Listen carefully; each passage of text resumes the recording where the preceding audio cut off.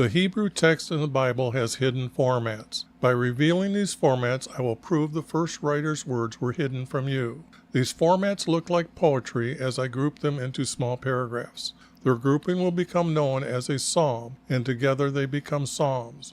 Let me show you our Creator's 12 commandments, listed in Exodus chapter 20, verses 1 through 17. Any father of a family or his wife who did not obey any one of these 12 commandments, our Creator demanded they bring him a sin offering. Thus, our Creator defined the word sin as not obeying any one of these 12 commandments. Next, I want to show you how I changed one word in Exodus 26, verse 26, the word bars to arches, and the words now reveal the style of the roof for our Creator's tent for meeting with Him. Let me show you the translator's words from the preface of the 1611 King James Bible. They gave 4 reasons for themselves or others to edit the Bible's words. The red arrow at the top points to their 3rd reason to edit the text. By the light and feeling we attained unto ourselves. The next red arrow down points to them giving the title, the Divine, to a clerk named Gregory. The next block of words, they point out they were happy that the first emperor of Rome established the year to the course of the sun. Behind this text means Nebuchadnezzar ordered his kingdom to follow our Creator's calendar when he stopped eating grass. Did you notice the letter S in sun is capitalized? This is to give respect to the Egyptian sun god Ra. Have you seen the Egyptian obelisk in the Vatican's front yard? The last arrow points to your reward for studying the Bible. Your reward is to have a fellowship with the saints and participation of a heavenly nature that will never fade away. There is no such thing as nature to a truthful Christian. Our Creator created everything. By their own words, they were not seeking to know our Creator or Jesus. Not everyone has the knowledge to correct every word. I have an old Bible program that has the New American Standard Bible 1977 concordance to help find a better word. Their concordance has the number of times they use that English word in a parenthesis for that Hebrew word. The translators removed his name, YHVH, to put in 2 titles, Lord and God. I replaced those titles using the letters Y and V as his name, for the Hebrew language does not have a J, O, or W.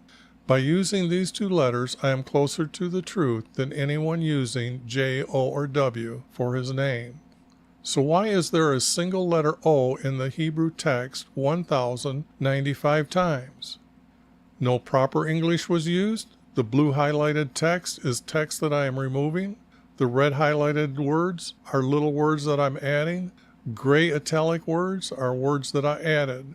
To respect and honor our Creator, all capital letters in purple are our Creator's words. This is Jesus' prophecy, for I am revealing the first writer's words to tell you the true truths about Jesus.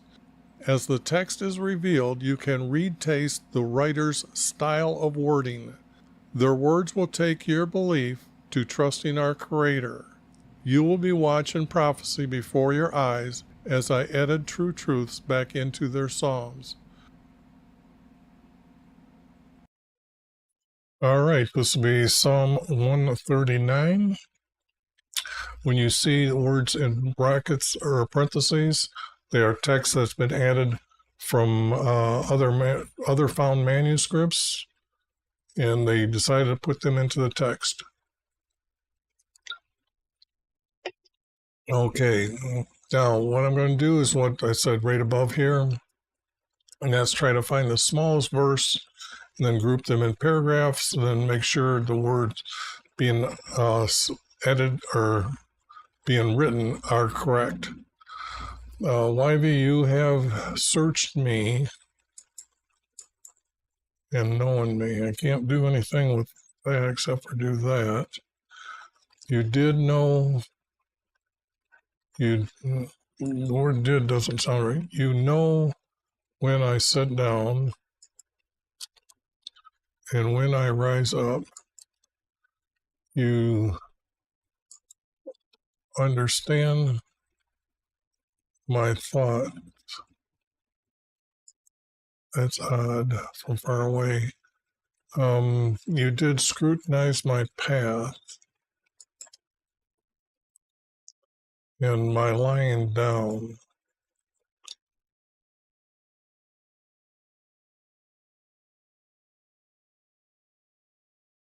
You are intimately acquainted with all my ways, even before there is a word, even before there is a word on my tongue. Behold, Wivey, you know it all. You enclosed me, you have enclosed me behind and before, and laid your hand upon me. Well, none of that's right. Knowledge is too wonderful for me. It is too high. I cannot attain it. Well, that's why he's known as our creator. Where can I go from your spirit?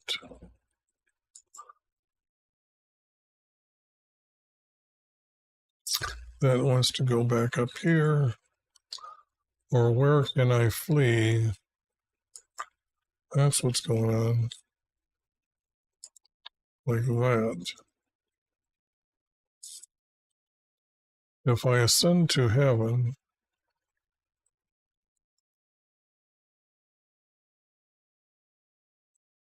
you are there. If I make my bed in Sheol, behold, you are there. Now, Sheol is known as the abyss, so he's saying that he can make his bed in another dimension of time and space. That's just, if I take wings of the dawn, the dawn does not have wings. If I live in the remotest part of the sea, even there, your hand will lead me. Your right hand will lay hold of me. If I say, surely in darkness, if I say, get rid of that word, the darkness will overwhelm me, and the light around me will be night. Even the darkness is not dark to you, and the night is bright.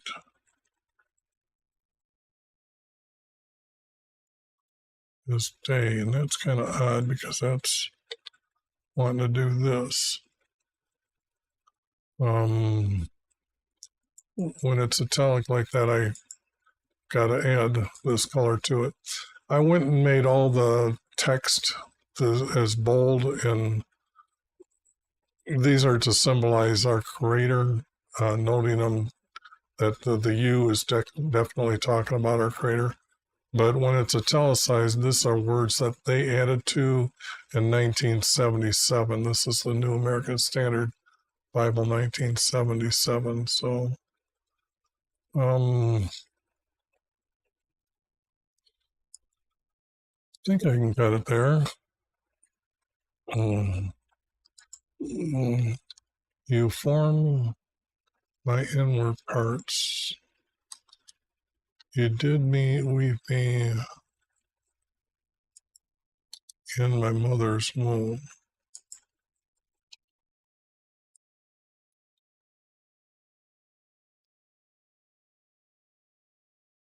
I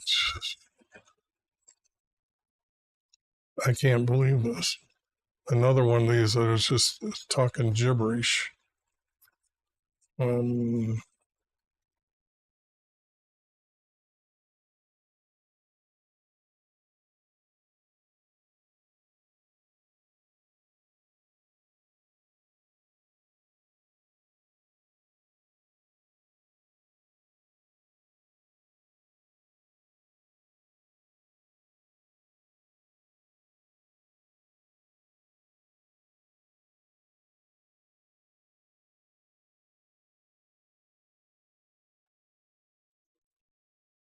I will give thanks to you.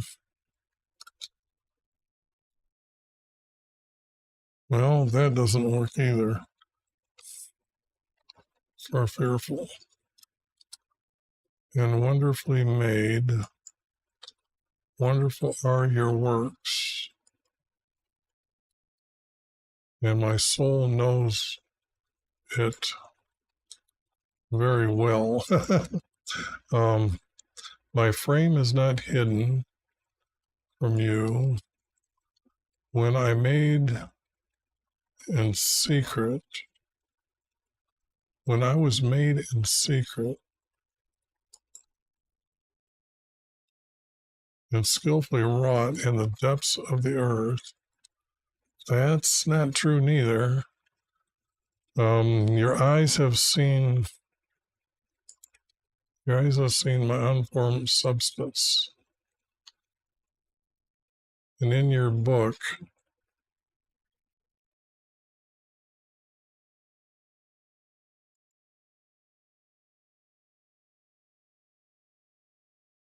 they were all written, the days that they were ordained for me, when as yet there was, how am I going to divide that? When as yet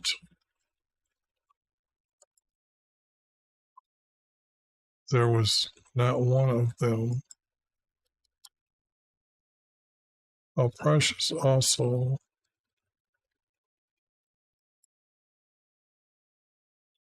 are your thoughts of me. God, how vast, God,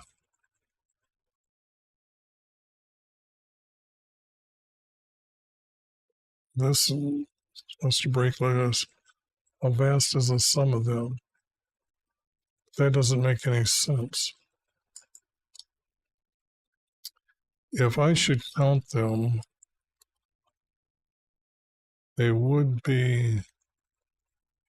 outnumber the sand.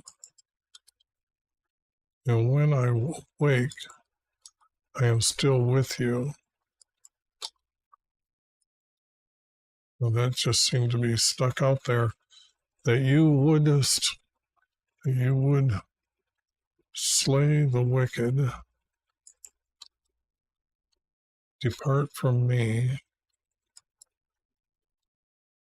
Therefore, men of bloodshed.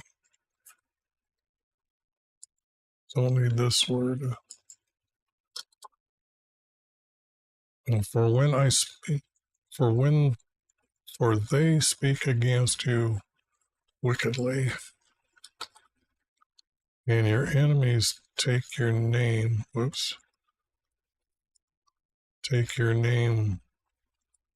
in vain. Do I not hate those who hate you? YV, well, it needs to be up here. And do I not loathe those who rise up against you? Nobody rises up against our Creator. I hate them with the uttermost hatred. They have become my enemies. Search me.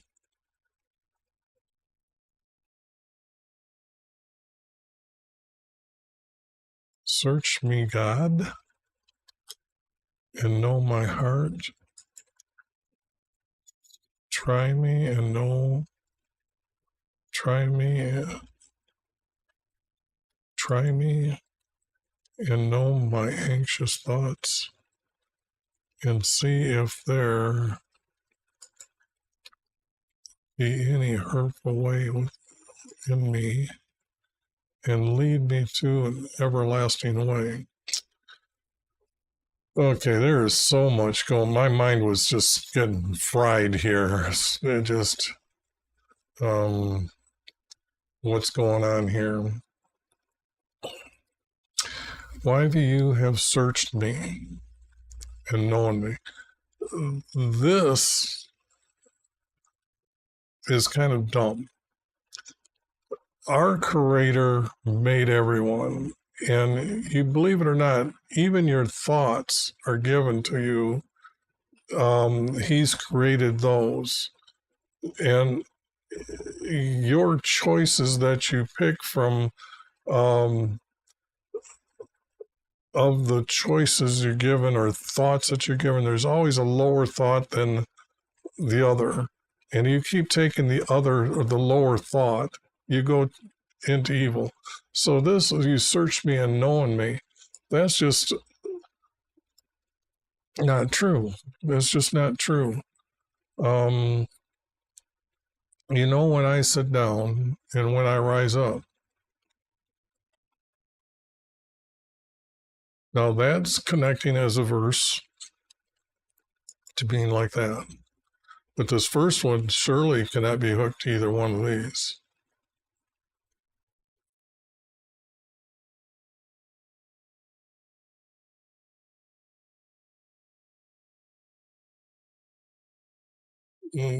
Well, wait a second. Let me take a look at this again. I'm trying to figure out how, if that's a 3 verse,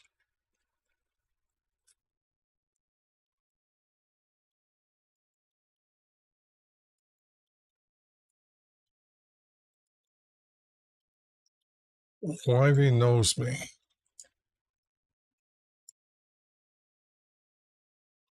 If I put an S here, get rid of that, and say I've changed knows me. Okay. Wivey knows me when I sit up or sit down or when I rise up. I guess that's the best I can do for that. Okay. He understand my thoughts.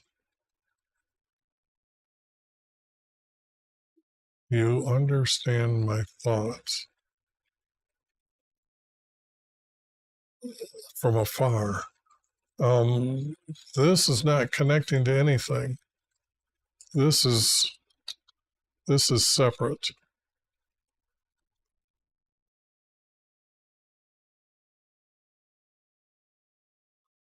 So this is out. Well, let me make it 8 point, saying it's out, but maybe it ties to text below here yet. You scrutinize my path and my lying down, are intimately acquainted and are intimately acquainted with all my ways. Now that would be a group, but this is almost like a 4 verse.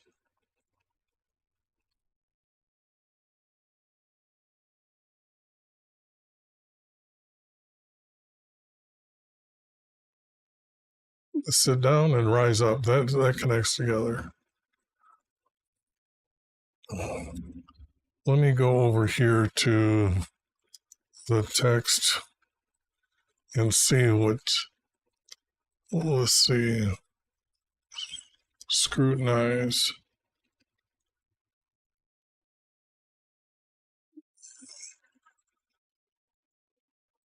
Used only once. Oh, it's north, can mean north once too.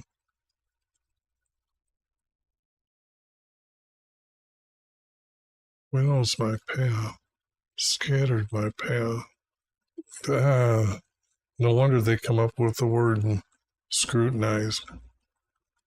But if you're sitting down and then you're laying down, and what does it mean by your path? It's your life.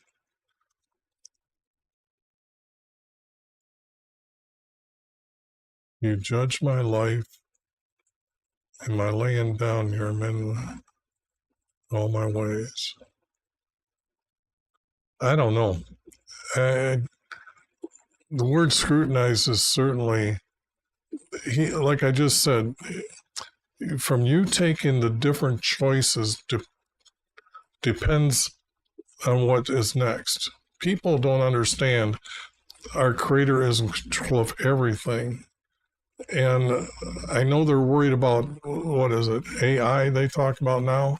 Well, the thing here is that our Creator's been around. He is. That means there's no beginning of him. He just is, okay? That means if we tried to put a few trillion, 100 trillion years, he's already been around. Don't you think he's got all this worked out? And it's just you making the choices he's given to us, given all of us, determines the outcome that's going to happen. So it's not like he scrutinizes your path.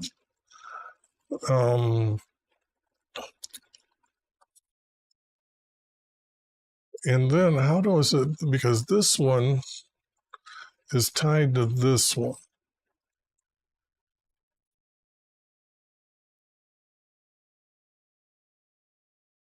You know me.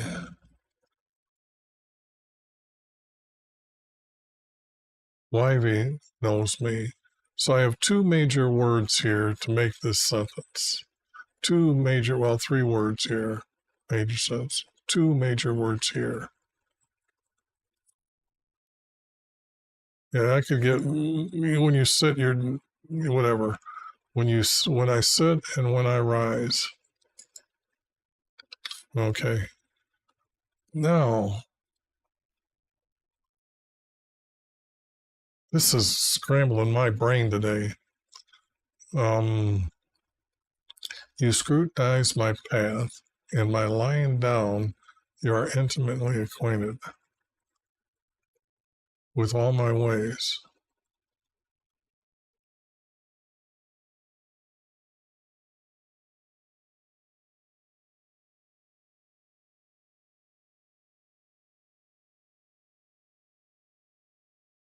Because I can't tie that to that. I can't tie that to this by saying this is a statement. If I try to say this is continuing here to make this a period here,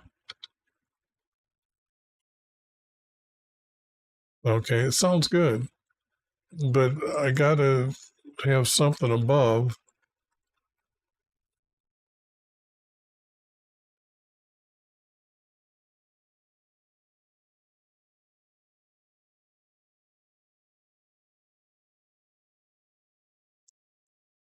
Scrutinize my path. That just scrambles my mind. And this can't be a period. This is like two commas and then a period. You understand my thoughts.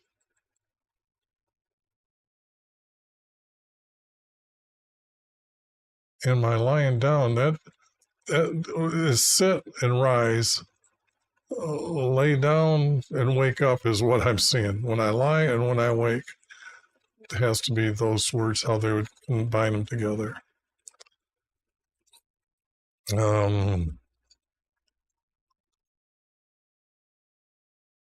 Even before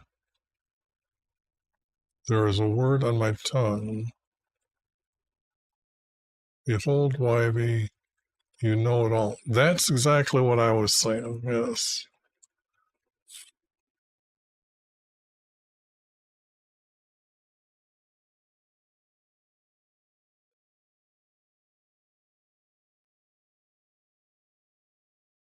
Even before, because this is a 3 verse, this is not making any sense.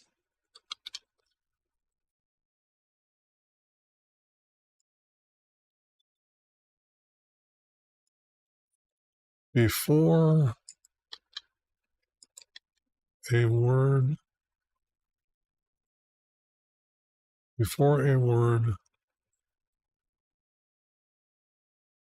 would be from my tongue. Your tongue is what speaks in their day. Before a word from my tongue, behold, Wivey, you know it. You know it wouldn't be it would be them all. Them all. Okay, now that's, and I'm struggling, and I'm struggling. Now that does do something like this.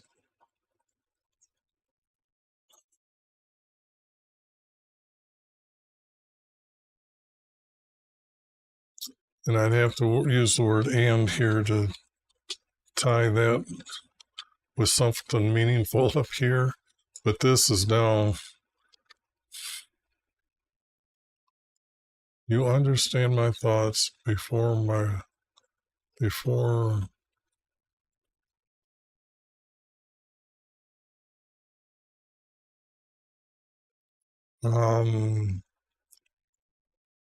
you understand my thoughts.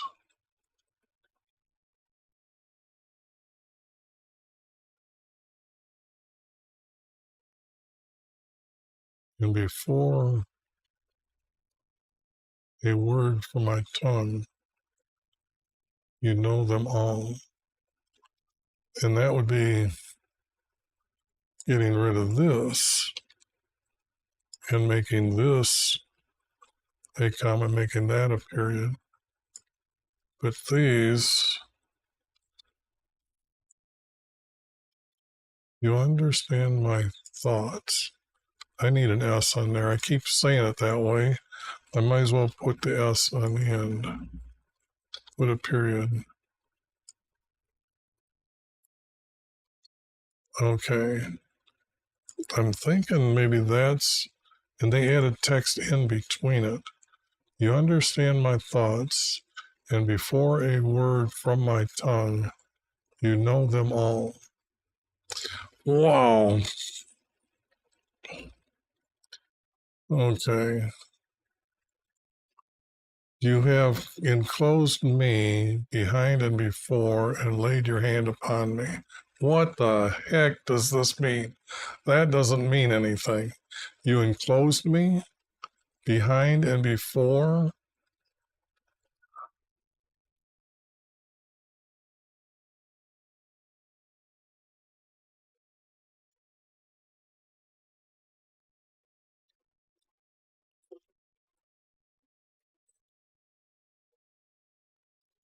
Example, if this is time behind me and time before me, how does he lay his hand upon you? It's not his hand. This is out. I can't make any sense of that. Now this, I'm going to get rid of. That doesn't make any sense because I've got words that are starting to make a something.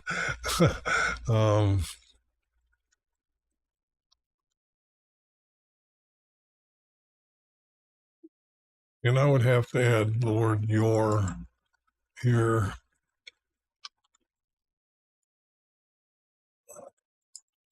I have to add it.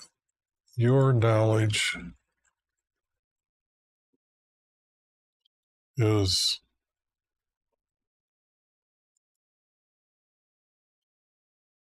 too wonderful, too wondrous.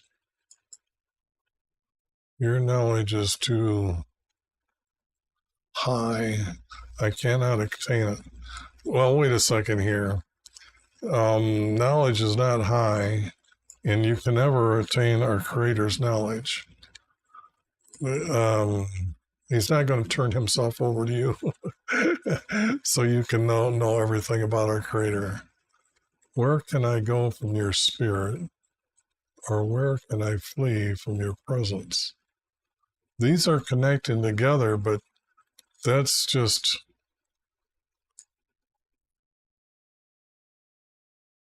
I've never seen a format with just like that before, where if I did comma, period. And by the way, your spirit is, this would actually, that's what's wrong with that verse. Our Creator does not have spirit. The word spirit is used, let me show you. Let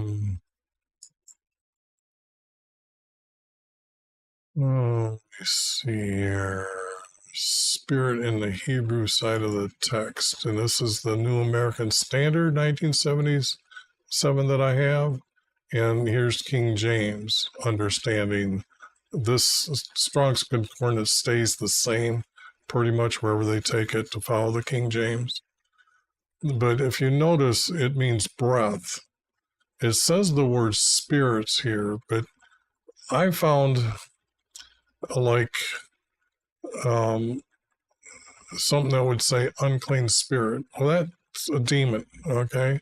So they really have whatever the spirit is, but it's wind, inspiration. It's not the heart. It's not the mind. It's consciousness. It's thoughts. I happen to say it's strength and temper. Depends how you use the word strength. But even here, it's, if you use it as breath, cold, heat, hot, these would be spirits, things that they know exist but don't have a way to explain the unseen. So the unseen things are spirits. Like I said, demons. And then you look at King James, again, breath, region of the sky. It's not really sky, it's the heaven. The heaven where the birds fly, this unseen is known as a heaven, but it's not really a spirit. They got that wrong. Strong's got that wrong. A resembling spirit, but only a rational being.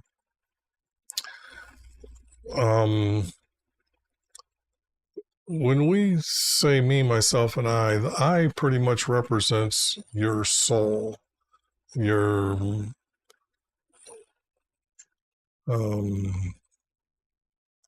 when you say I say it, it's like an extra strength on the most meaningfulness of myself is giving you this answer. I mean, I say. But the word spirit here, our Creator has shown himself as a male to Abraham, to Noah. He shows himself as a light. So the word spirit should be light here. When he was above the mercy seat, he speaks to him from his light, and then from his light comes his voice.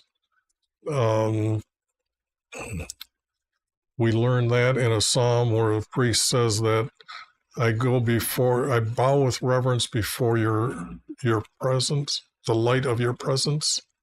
I bow before the light of your presence. So,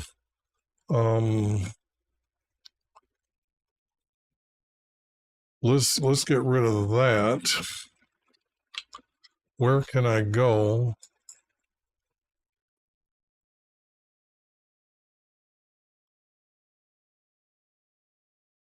Or where can I flee?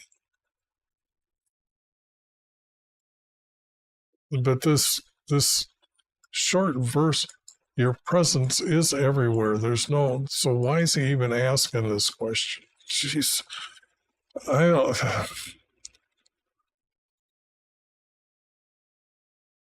If I ascend to heaven, you are there. You can't do that. You can't even think that. That's just stupid. If I make my bed and shield, you can't go to another dimension of time and space. But of course, he's going to be there. If I had wings, I would live in the remotest part. If I take wings, if I live in the remotest part, if I take wings of the dawn, oh, this is a statement.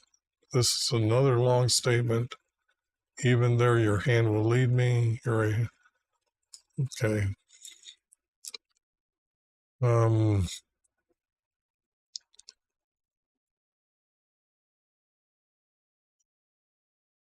This is out.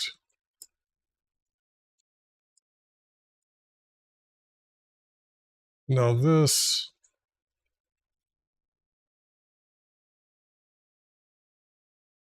I'm trying to think, how can I make this, because this I can't use, because this is not part of this. You can't take wings anyway, so but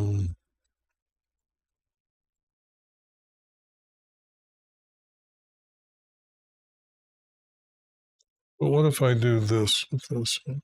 Oops, never seen that pop up. So that's a first for me. If I live in the remotest parts,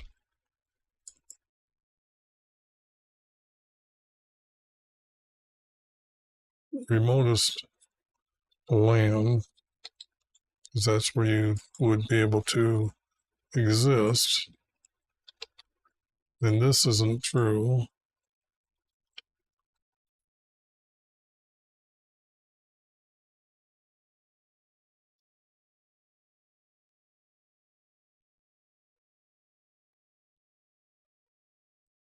I'm trying to use this verse here. If I take wings, but then this here isn't making sense. But this one here, I got it to hook like that.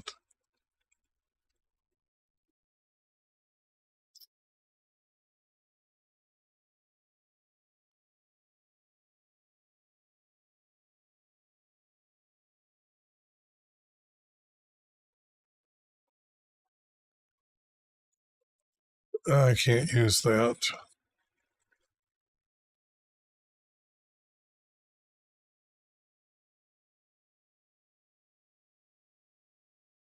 Now, this one I might be able to.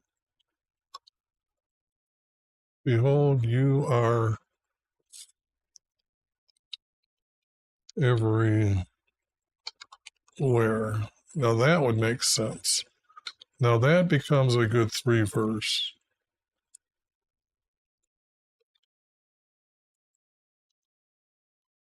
Behold, you are everywhere.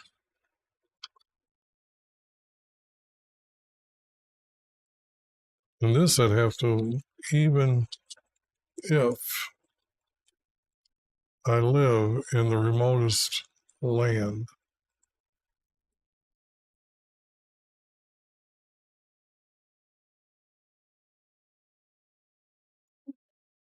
Um,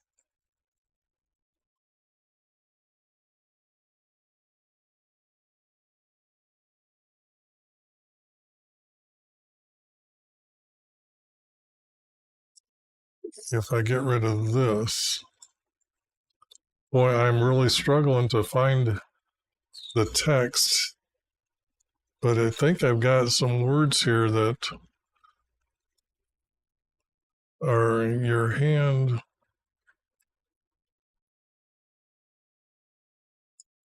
Your hand still leads me, I think. Yeah.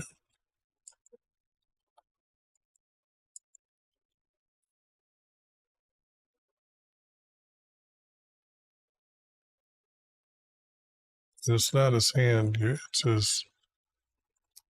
It's his words will lead him, because he's talking about his words before going in his head. So that's that's what I'm thinking. You understand my thoughts, and before a word on my tongue, you know them all. Behold, if I were, you are everywhere, if you live in the most parts. Your words will lead me, and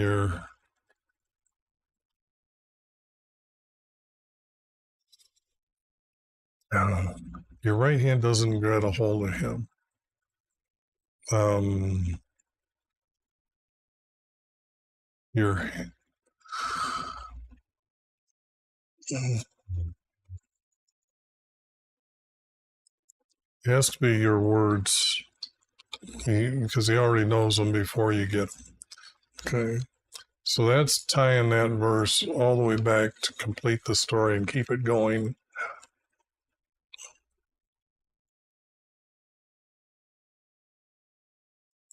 If I put the word or here,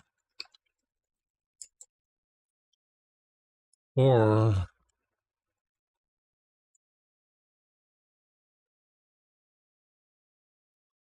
your right hand will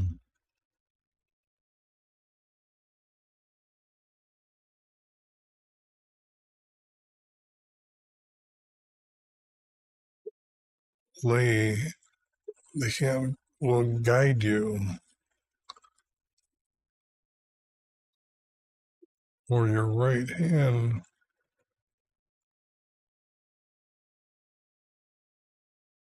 But the only thing is it's not part of the story here. I mean, the words are there, but that doesn't mean it's truly being said correctly.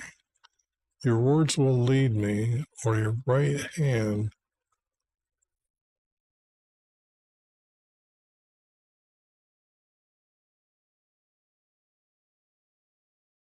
lay hold of me to guide me.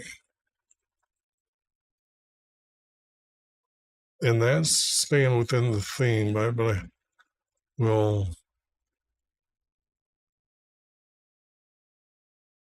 I don't know, let me take a look at this. Will hold, lay hold.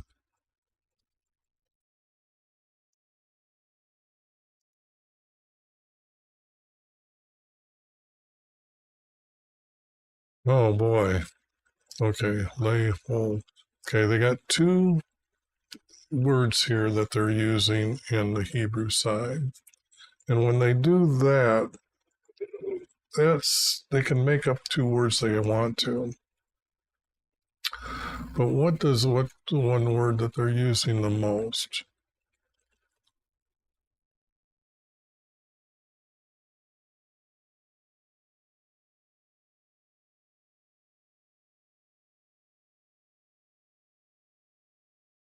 Will cease.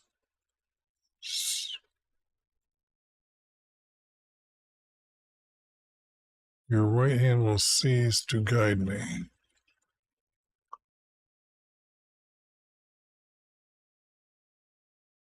Will grip.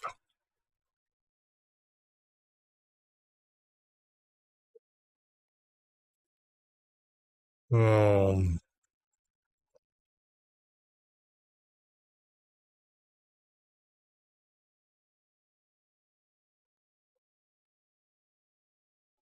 boy, those are, some of them are better, but your right hand will,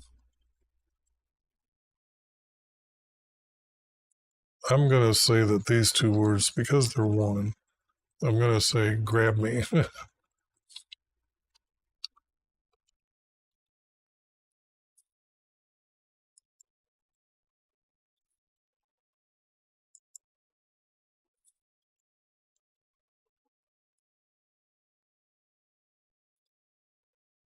Will grab.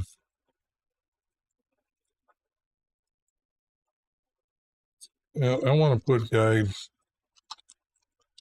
because I'm missing that part of this subject here.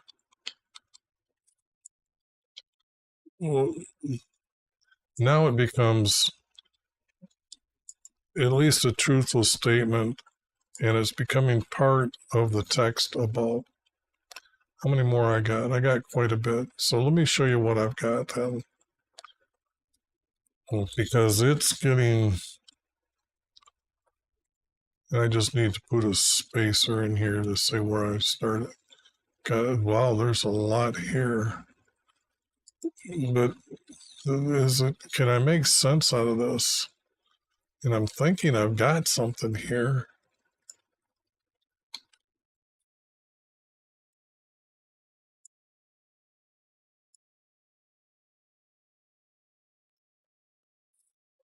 Ivy knows me, period. And I would say I'm going to use that word. So when I sit and when I rise, you understand my thoughts.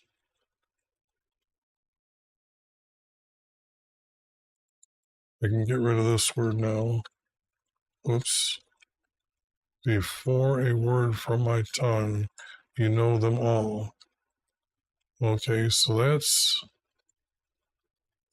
starting to be put together. And then I have this as a space between here. Okay. Let me put a space here. Wivey knows me when I sit. Wivey knows me when I sit and when I rise. He understands my thoughts. I need the word he here.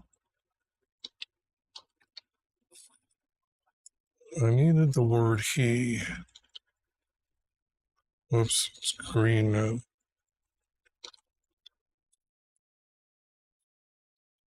He understands my thoughts before a word from my tongue. He knows them all.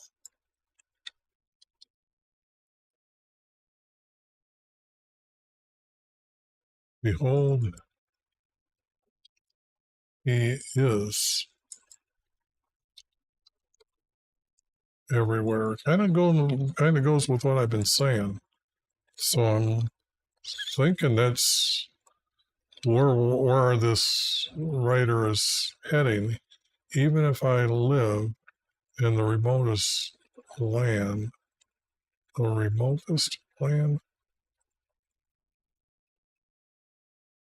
if I live in the remotest land,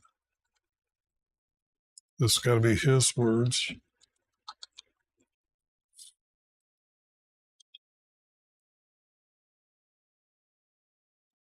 His words will lead me, or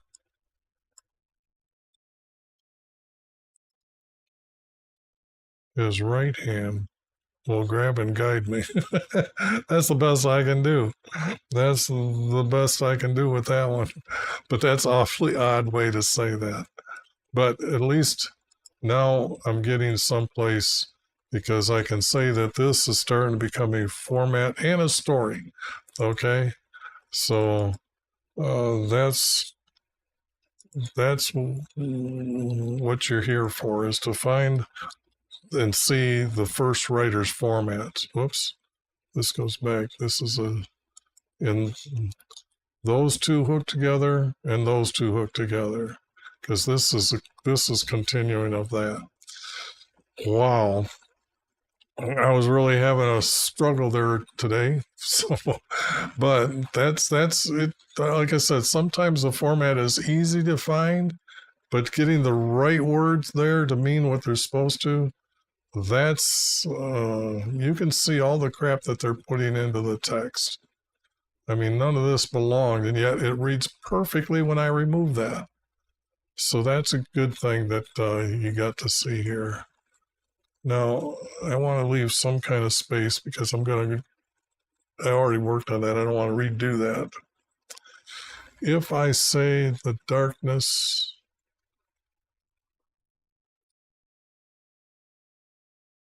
overwhelms me and the light around me will be dark, will be night.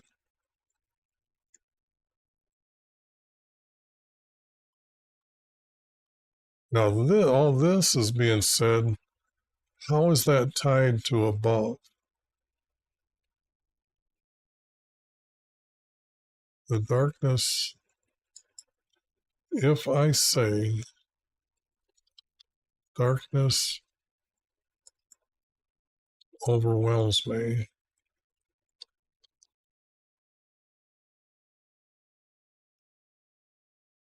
but this is now a comma and a period without a doubt. And I don't have no words in between here that I can grab and use.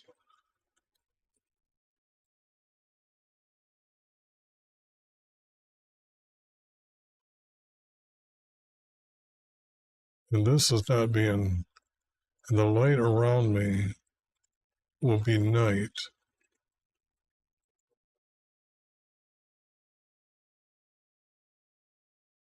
If I say the darkness overwhelms me, even the darkness is not dark to you. And that becomes that. This becomes a comma. This goes up here, and this is the one that's not making sense and not hooking to anything. If I say the darkness overwhelms me, even in the darkness, even in the darkness, even that darkness, even that darkness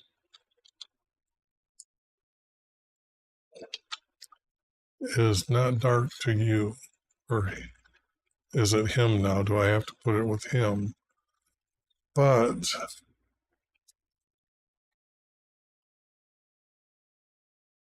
if this is a 3 verse, let me put this, if this is a 3 verse, how do I make this? By getting rid of this and this. If darkness overwhelms me, even the darkness is not dark for you. Okay, now that's a 3 verse. That works good. Now I have to tie another like this. These two hook together, so I got to find another one that hooks with this.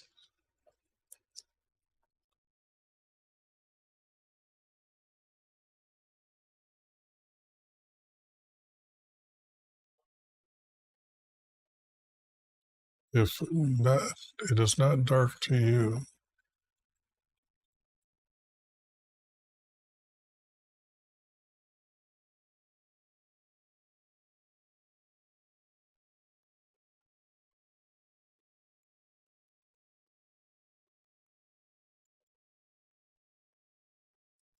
I have to put the word like for.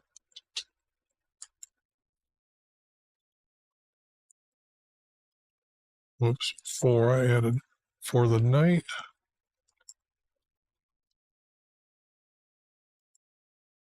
And daylight.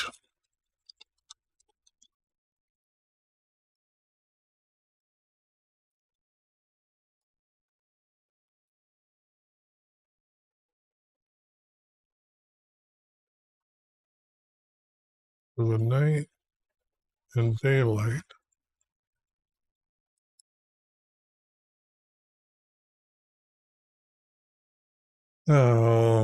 Darkness and the night are like to you.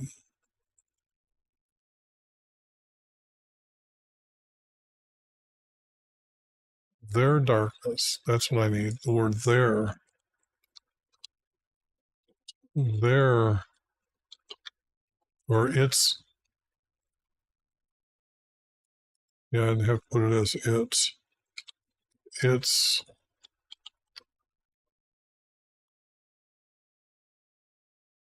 No, I need the word, I'm going to have to put it as there as well.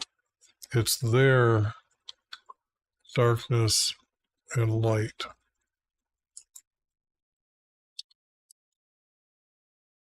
Are alike.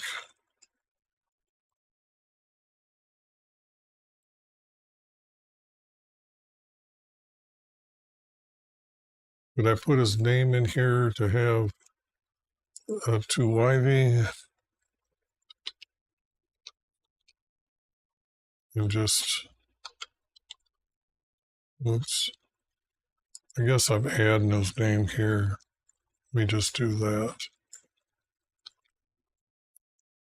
And I'll be using that too.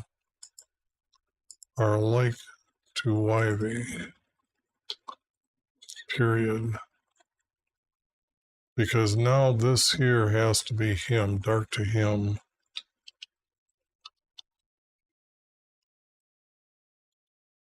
Okay, I think I found two more that works together. If darkness overwhelms me, even that darkness is not dark to him. For the night and daylight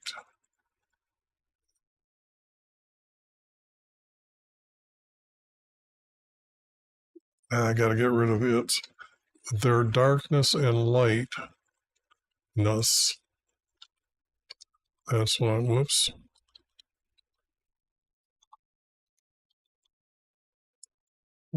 Lightness are alike to Ivy. Okay. That works.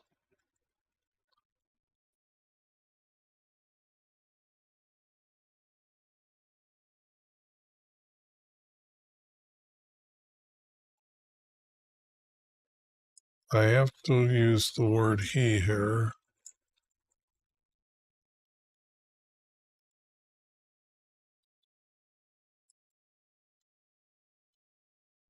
He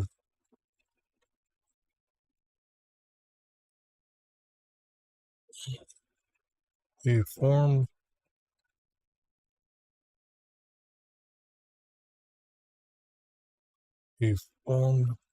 my body.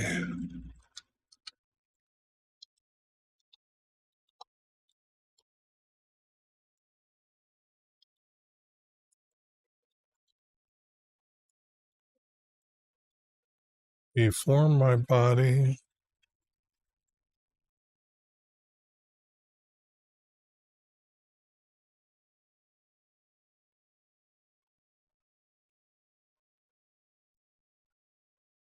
I can see now this, if I put the word weaver here, okay, and that means the weaver is putting like a mat together or whatever.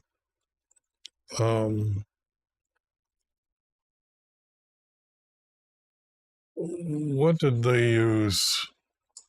Where is they coming up with the word weaver? Because the thing here is you got to understand, they only understood how to weave clothes at a certain time, and that was at Solomon's time.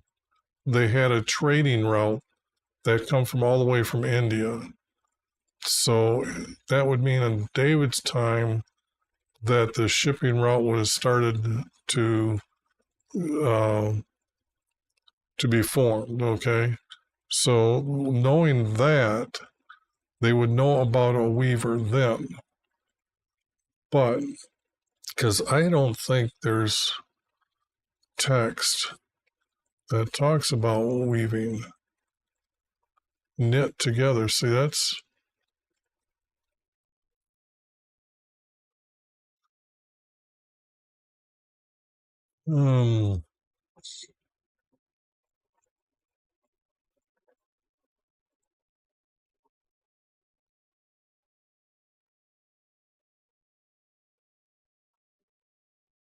Okay, I can't live with, I have to use like a weaver, and I'm going to have to use the word like as a major word, okay? Like a weaver in my mother's womb. Okay, and that becomes a 3-verse. This, and then this becomes 2 verses. This can go here, and then this has, so now this has to hook to this below here. Okay. I was wonderfully made.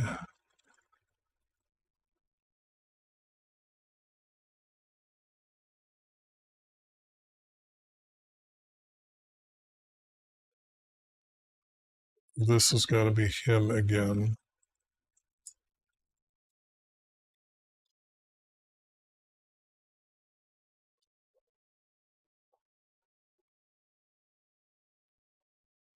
This is out. It doesn't connect with anything. You won't. The thing here is you will, or just I give thanks to him.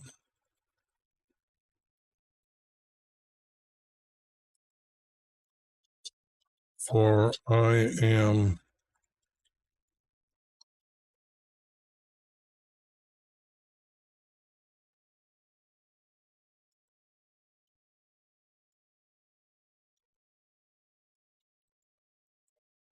wonderfully made.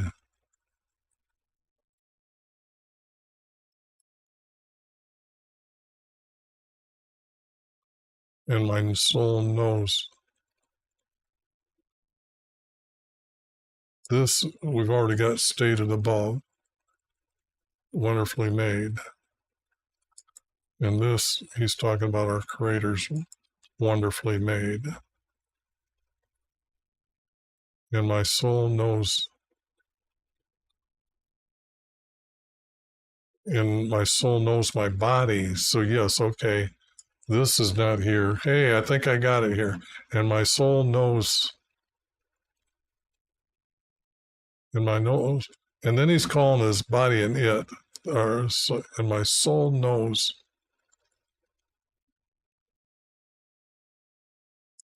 I'm going to have to say my body, but that's very true though. But it just seems that having to use this to mean this, and I have to say that I got to connect that to mean what it is. And my soul knows this, and my soul knows this, then it's still meaning my body. And my soul knows my body. That's okay. I like that. Now I got to find 2 more here. So let me show you what I've got here. Added here. Because there's a lot more going, but this is what I've got so far.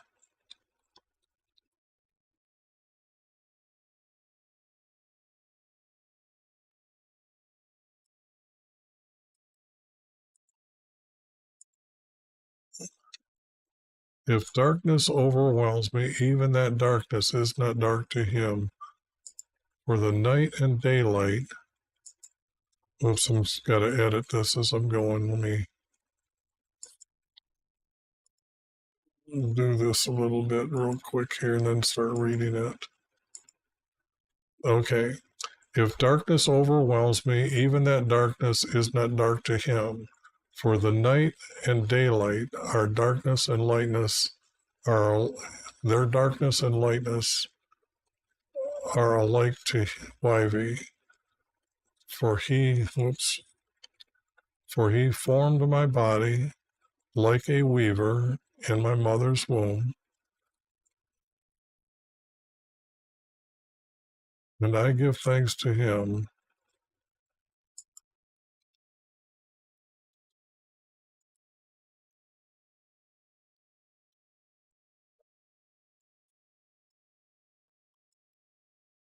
And I give thanks to him, for I am wonderfully made, and my soul knows my body.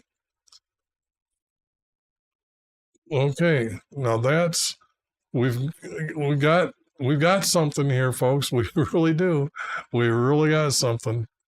And it's been a while since I've been able to do this, but now you understand why it takes me a couple hours to do these.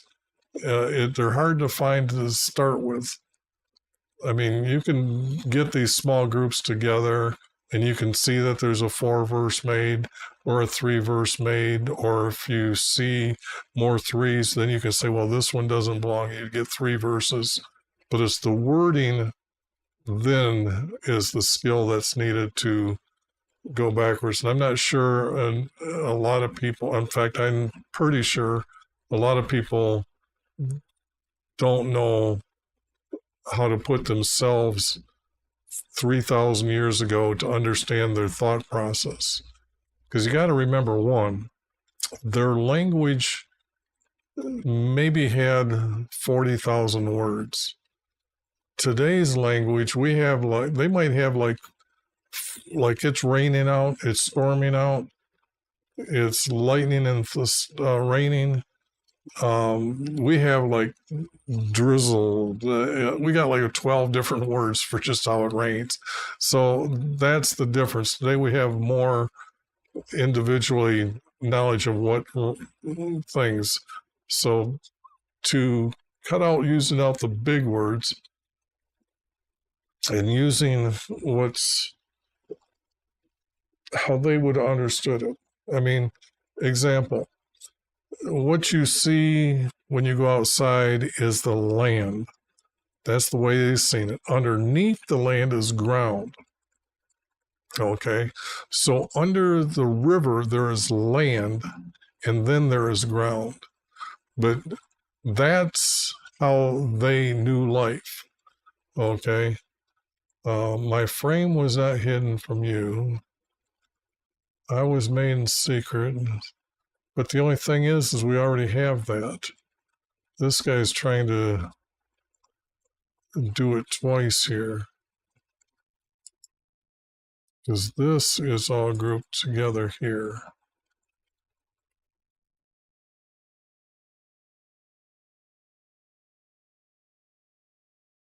But see, this is where it's made in secret. We already have mother's womb. We know that that's already been pretty much said. Skillfully wrought, we call them a weaver, like a weaver. In the depths of the earth, your eyes seen my unformed substance. Sorry about that, dude. Your soul comes from our Creator. The way they thought about conception was the seed and from a male is visible. So from a male seed, the lineage is always knowing that a woman was born from a male lineage, not from a woman's lineage. But the object is when we listen to what Hannah said, she vowed to our Creator, she said, send me a boy. So it was to send the soul of a boy or a ghost or soul. And then the seed and the soul will conceive and become a body. Okay? And this kind of says a little bit about that right there. And my soul knows my body. And that is, he didn't say that up here. It's almost like,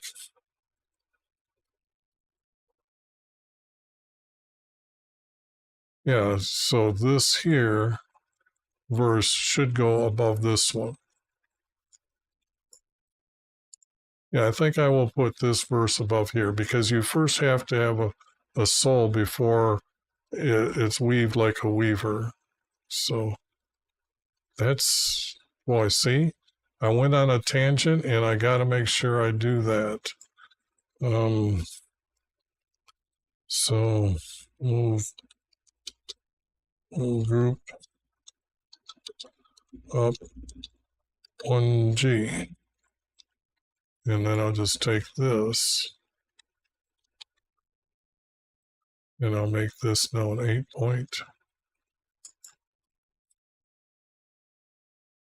And then here,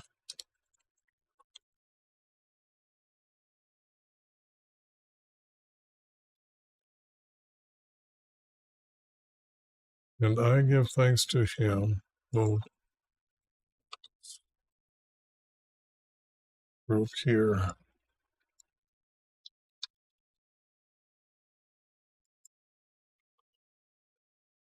Okay, I give thanks to him, for I am wonderfully made, and my soul knows my body, for he formed my body like a weaver in my mother's womb.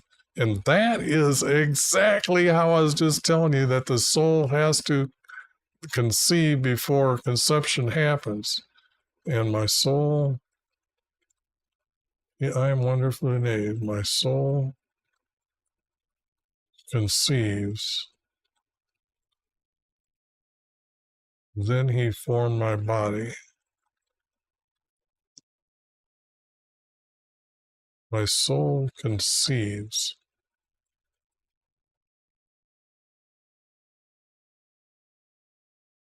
Yeah, because it's the soul coming, so this has to be corrected.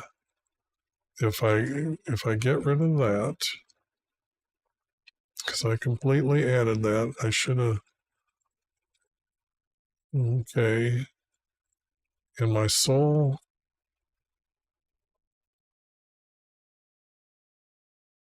it has to be conceived.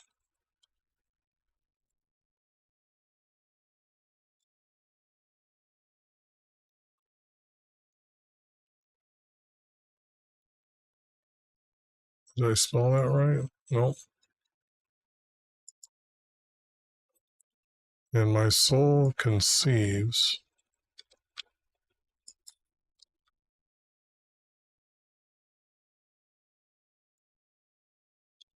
And then he forms.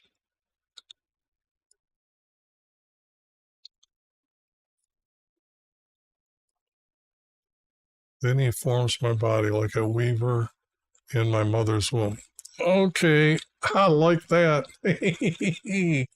Now, if you were watching, that was pretty good, wasn't it? That was pretty good. That should be worth a comment. Okay. Now,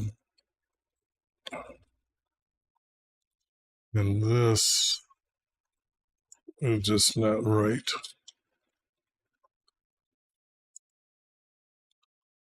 Okay. Now let me save this. Okay, now, and in your book,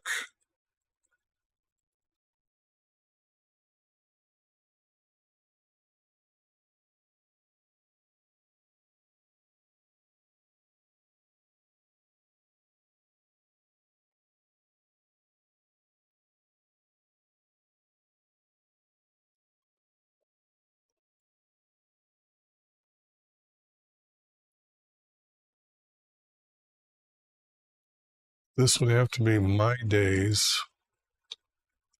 Let me start with the little ones that I can actually figure out here.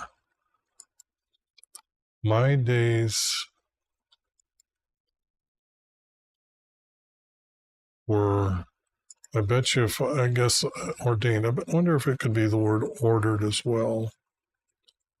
And this is 16, so I got to get down here.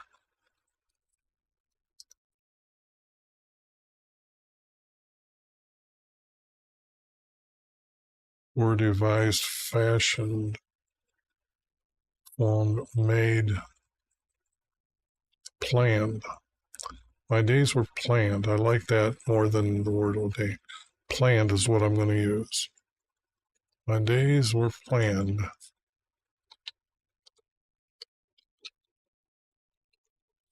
Now,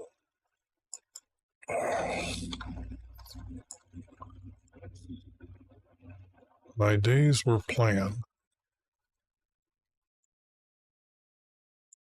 Yeah, I'm going to say I'm going to use these words for me.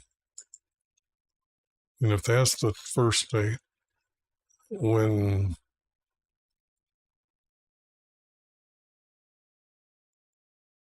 in there,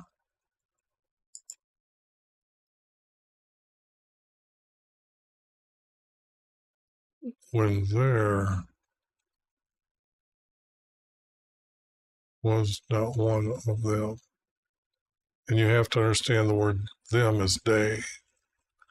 But that would do, once you understand that, then there is no book. My days were planned for me when there was not one of them. Or do I use the word yet there was not one? Yet there was not one of them. Let me see. 16 again. Let's go back over here. When, yep, put in there, put in there, put in there. Strong didn't feel any of those words were needed. So, in fact, just one. Okay, so that means I could still use the word what or yet, not yet. Yet there was not one of them. That makes more sense reading it that way. Okay, now I got to find a verse that's going to go with this. My days were planned for me, yet there was not one of them.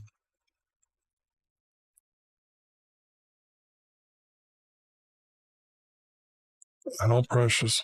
Don't need the word precious.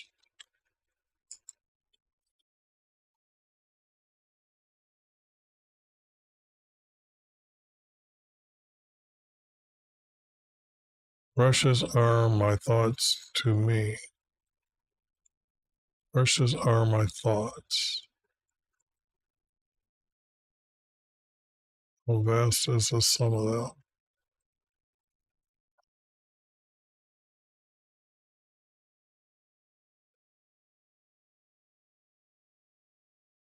How many are, how many thoughts, if I should count them, if I count them, they would outnumber the sand. That is a good ending.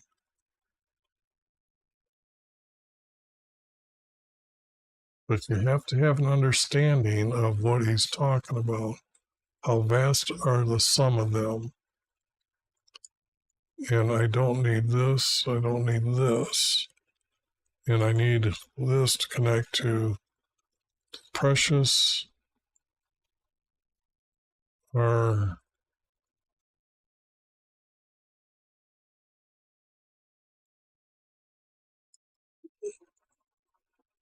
he has to, this has to become the main word. Like, many are my thoughts, not how, but many.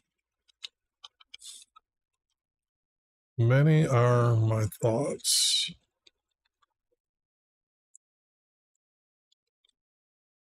Now, should I add this as my word? Like, many are my thoughts.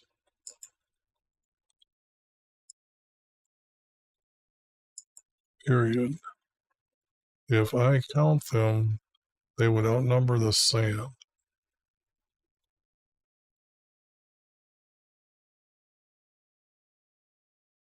The days of my thoughts. In the days of my thoughts.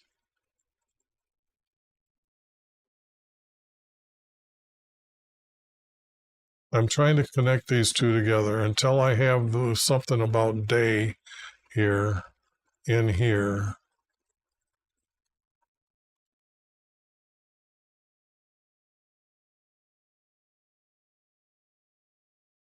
I got to have it connect. Other than that, they're two separate pieces.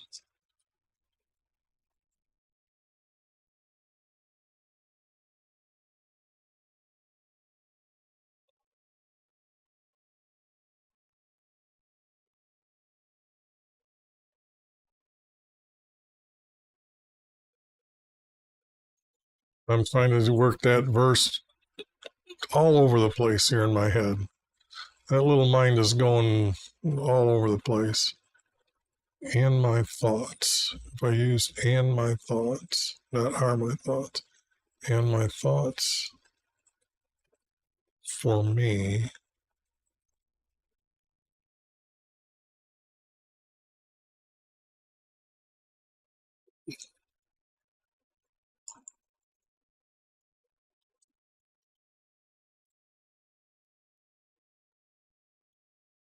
Well, I got to get the word to. I got to get rid of the word to. So I got to put it like that. And say this. Get rid of that. And use this to and. Now I got that far to say, okay, that sounds good. And my thoughts for me.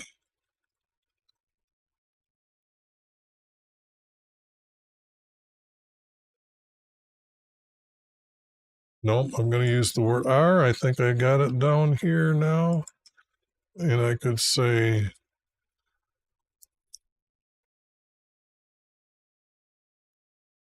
I want to say in, I want to use the word in them.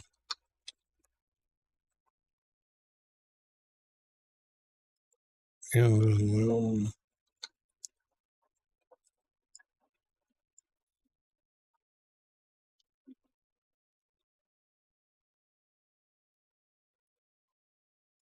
I put it here. In them, meaning here, many are my thoughts for me. Oh, man. I love a good one like that. Not one of them,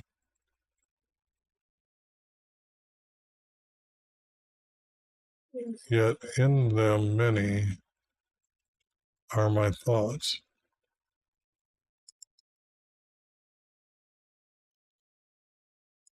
I'm not sure if this is going to be right. My days were planned for me, yet there was not one of them. Yet in them many are my thoughts for me. If I guess if I should count them, they would outnumber the sand. That's I think I'm satisfied with that right now. Okay. When I wake, I am still with you. You would slay the wicked, God depart from me, the men in bloodshed. Now this is all of a sudden changing. It's gone sideways. This just went. Okay, so let me take these, go all the way down here.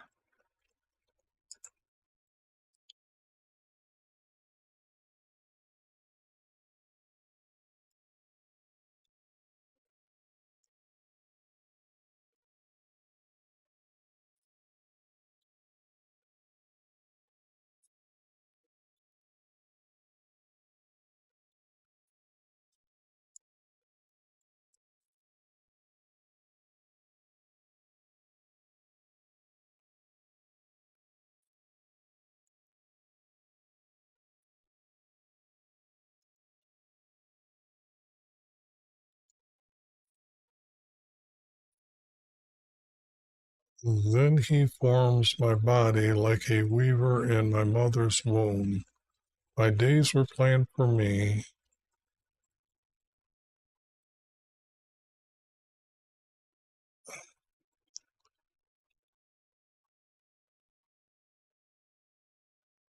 Then he formed my body like a weaver in my mother's womb. Then my days were planned for me.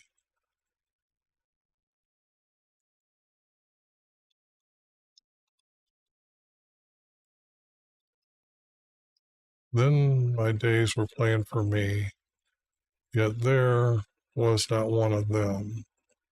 Yet in them many are my thoughts for me, yet in them many are my thoughts. Yet in them many are my thoughts, and yet in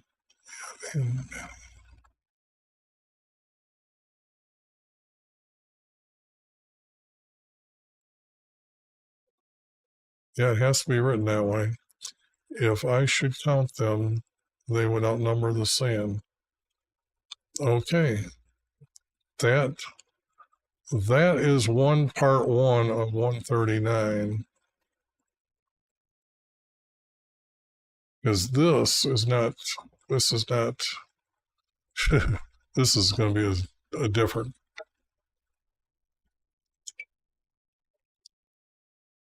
So get everything out of my mind and start all over here. When I awake, I am still with you.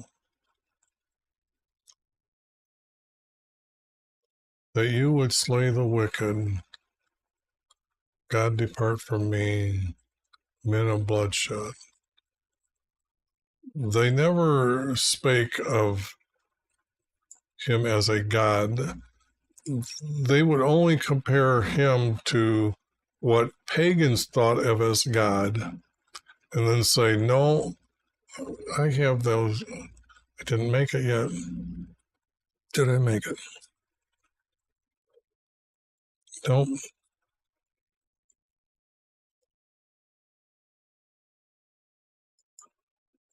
Let me clear off my board here so I can see if I've got that.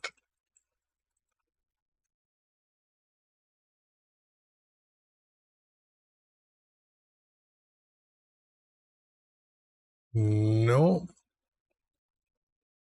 I must have stuck it in the Word documents. I got it half done. Sorry about that, but they're half done and not all the way done yet. So the thing here is I have a perfect verse of them talking about your strange God is not like our God. And then that way would be the comparing ultimate verse of what I'm trying to always say about the title God. Because they have another title, and it's EL for him as God. And then they took his name and they made another God title for him, getting rid of all this, trying to confuse us even more. And if this text was written by the first writers and it was all true that this is what they would have said, they wouldn't be confusing you and being so stupid. And they're still editing today because in 1611 they got rid of all his names. His name 6,825 times. And now you all think that his name is God. Yeah, except for those of you who study the text. Congratulations. That you would slay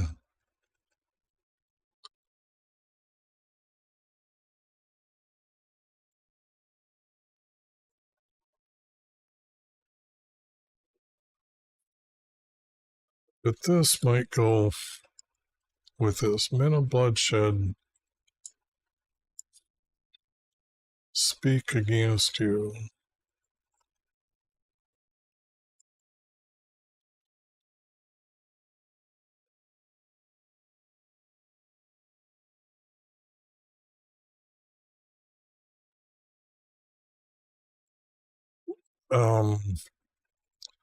This would be separating the two different sentences. I would use too much of their text since it's not there. Not in vain.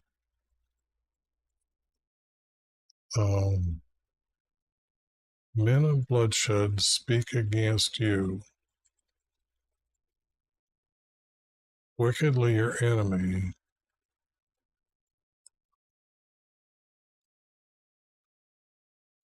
takes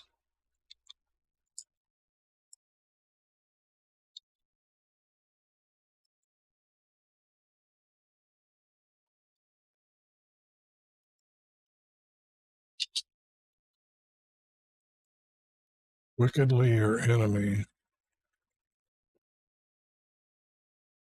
our enemies.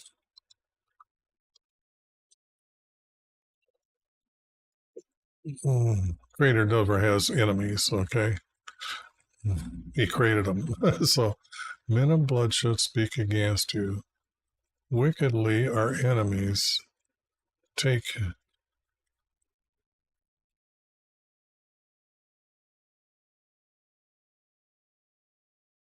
okay, I gotta study this text here. This is gonna be verse 20. Take. Okay, let me try vain first. Vain. Lies. Worthless. Takes.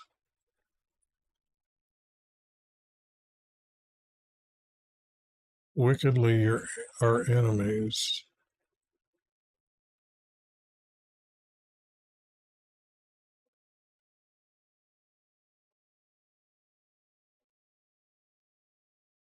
Okay, let's go back to take.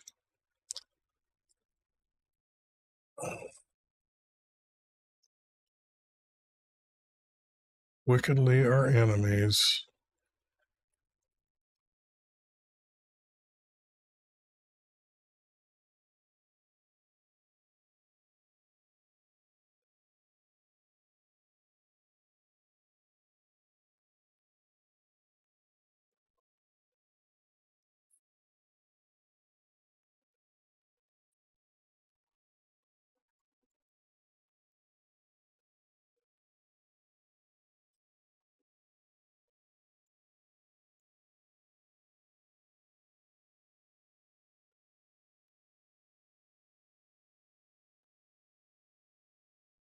but wickedly our enemies takes you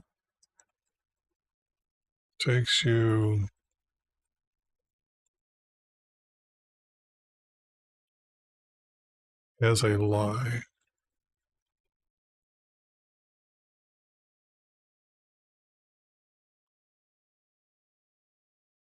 Takes you as a lie or false.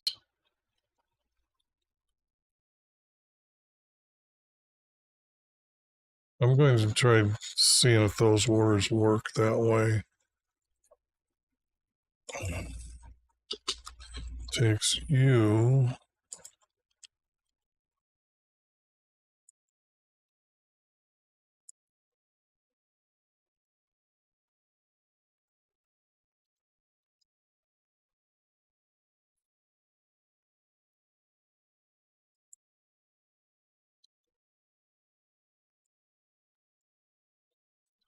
takes you as a lie, as a falsehood, takes you as I got to think of better words, but at least that's a start. Men of bloodshed speak against you. Wicked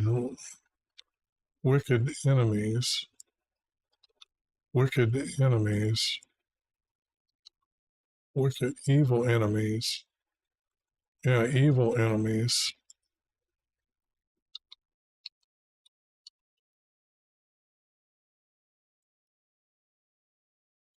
Evil, meaning they're completely against our Creator. Evil. And I'm thinking I would have to use the word our here in front. Our evil enemies takes you as a lie.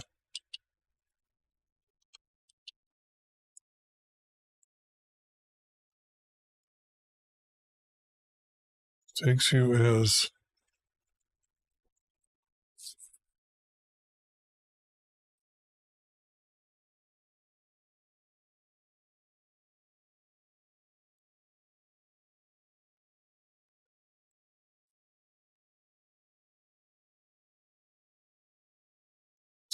as a falsehood.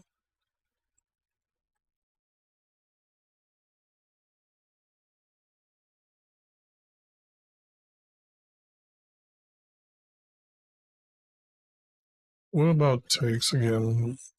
Makes you a falsehood. Our wicked enemies blanks you as a lie.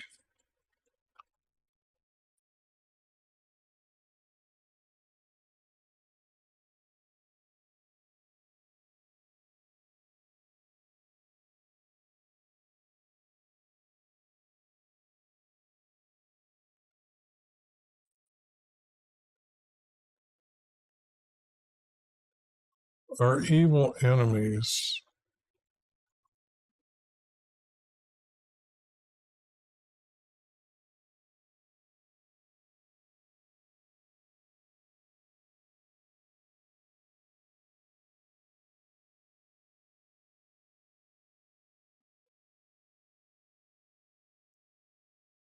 arises. Our evil enemies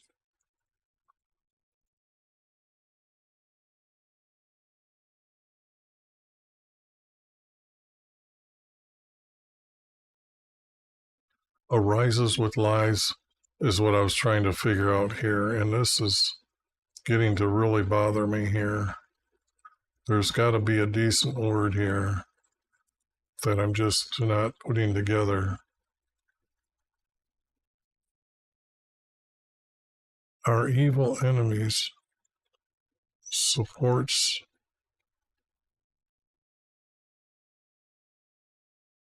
their lies.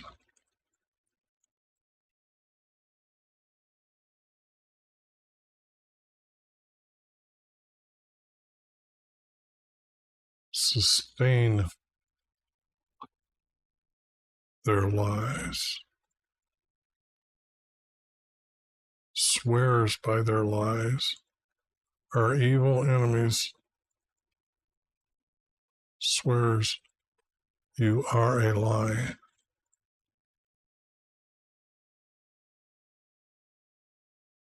Okay, before I forget that, I want to change that over here. Just bear with me. I just want are a lie. I had it as and a lie, as a lie. Are a lie. Takes you are a lie. And then I really see here swears you are a lie. Okay, I'm going to do that. I think that got it. I can use the word swear here.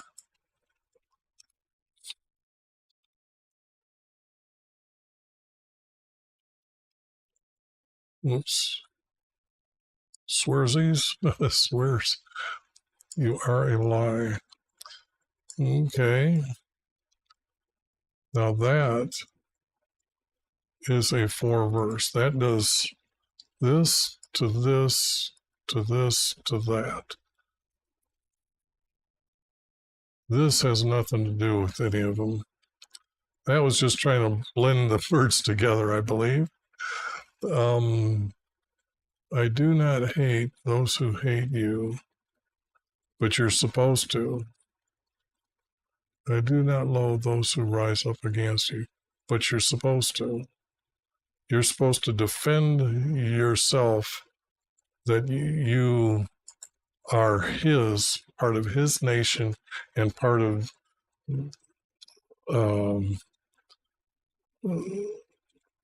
those wanting to know the truth of his prophecy that they're going to heaven.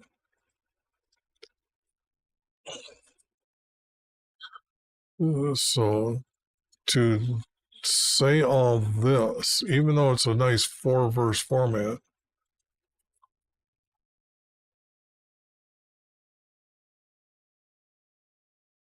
Oh, it says, do I not hate those who hate you? I was reading, I do not hate. Okay.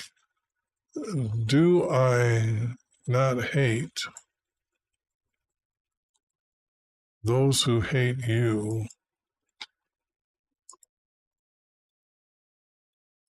Do I not loathe? Let me see if there's another word for loathe.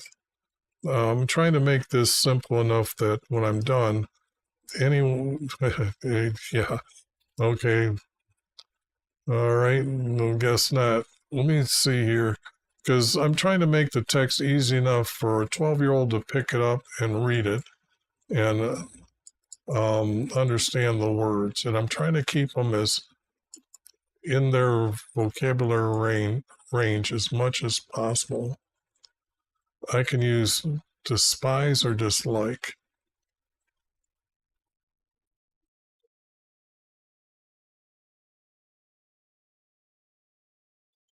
I will say dislike.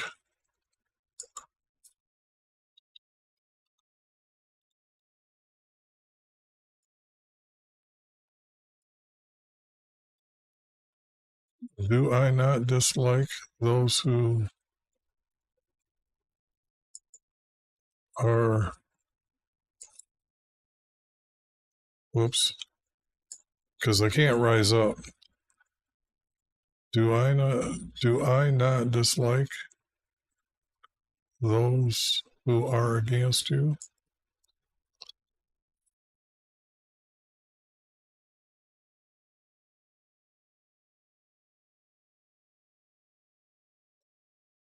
Now, that's an odd way of hooking two together. Usually they speak to each other.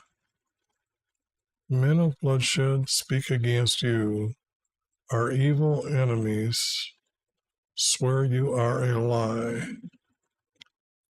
Do I not hate them?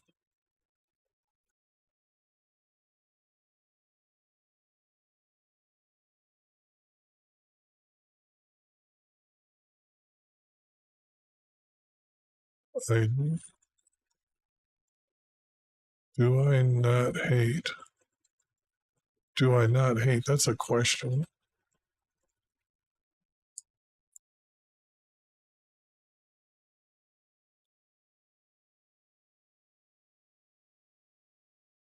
I missed that before.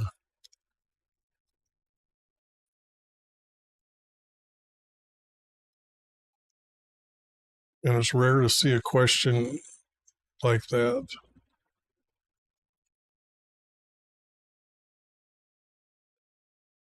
Maybe this verse is supposed to be above it.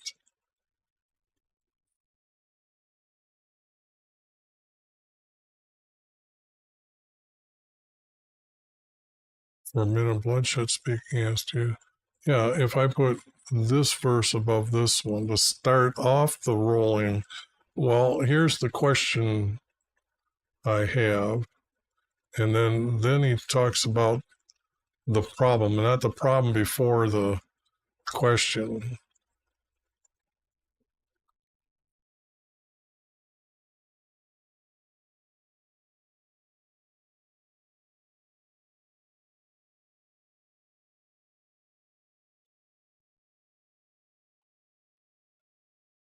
I hate them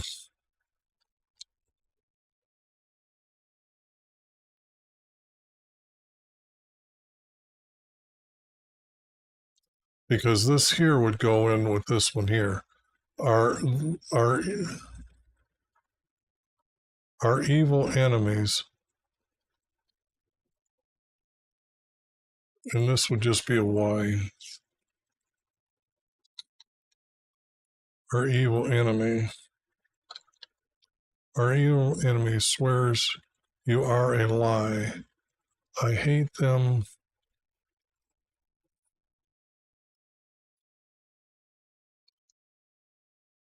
the most, comma.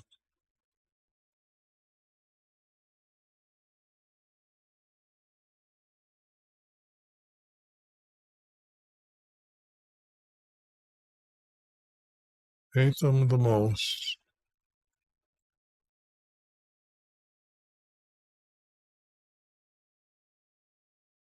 But that doesn't hook to any of this.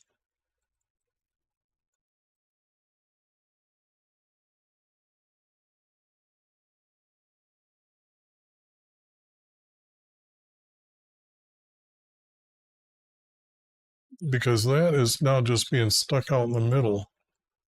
That is a piece, but it needs to be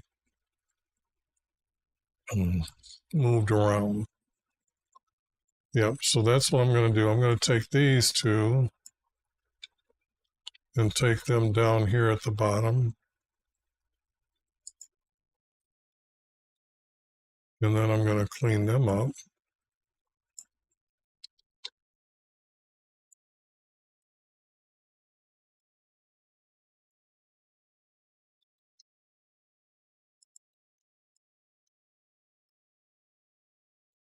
And then say move this.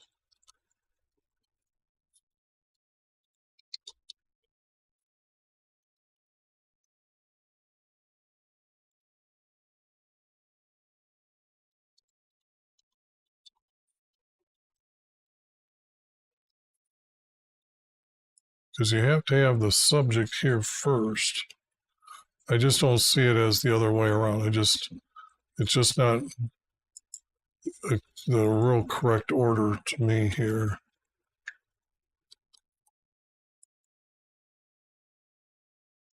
And then I see this is definitely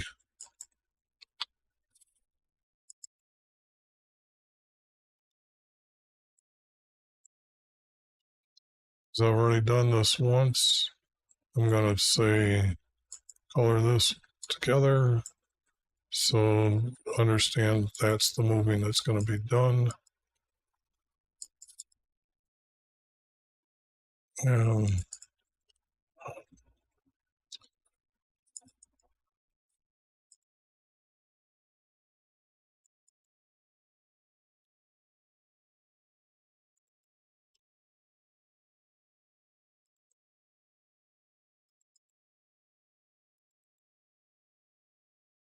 okay, but this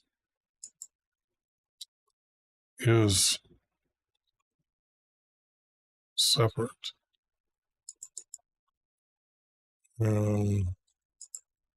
What's a good color? Gray.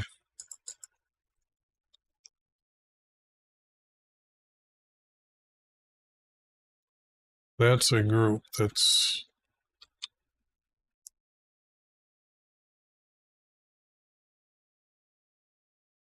because this is all together. This here is going to be together. Now it comes down to, is this another group? So let me put this, since I've got it already stuck there, and then make it a different color. Okay.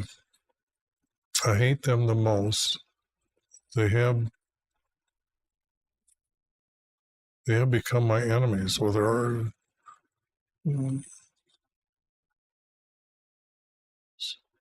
there's not enough here. It's actually being stated wrongly to say that I'm missing up from there. So I'm just going to get rid of this, even though it might seem like to read together up there, and I don't want to separate it, so I better put it up there like that.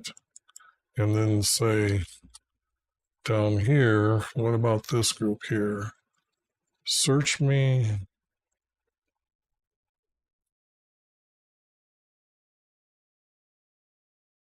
But our creator already knows the heart, so it would be Wivey knows my heart and knows my anxious thoughts.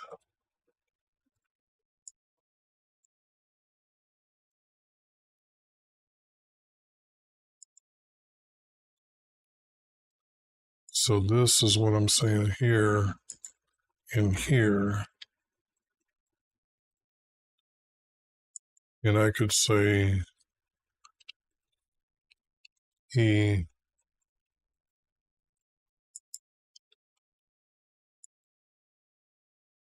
knows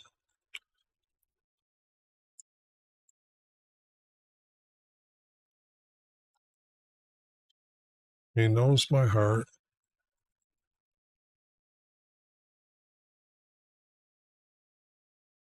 and knows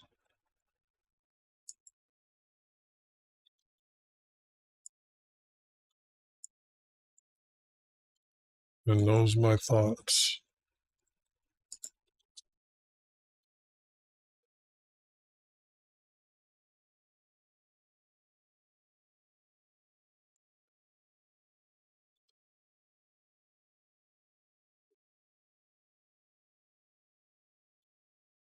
Searches me.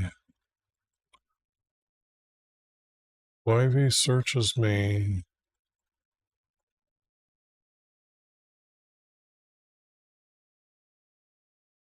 If I put that, Wivey.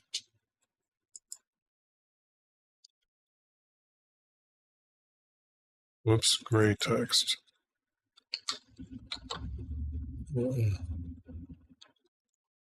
Wivey searches me.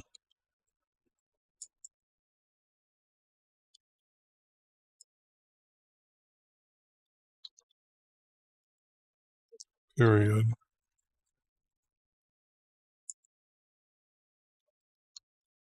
And knows my heart and knows my thoughts.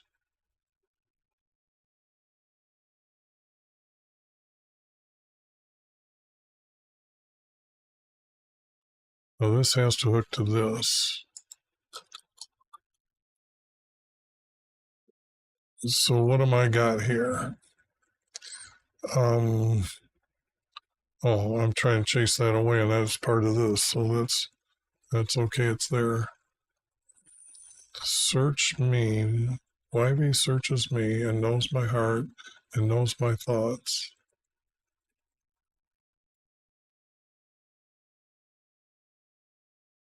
To see if that would be to be learn. Learn if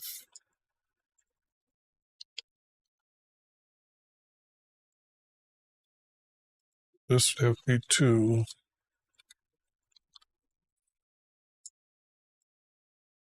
learn if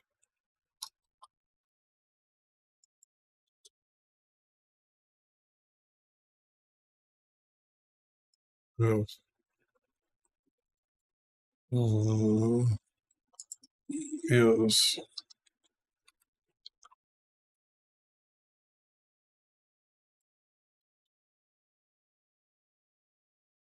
to learn if that would be this period. To learn if there is any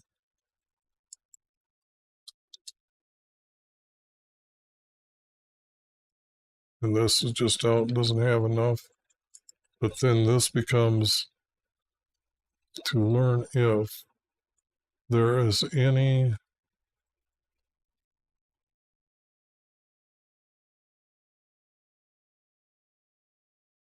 hurtful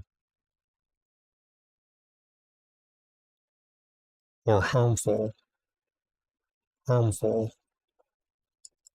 doing wrong to others is what I'm seeing.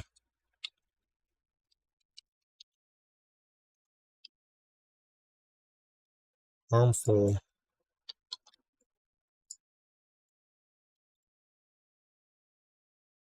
But it's not ways. I don't get the word.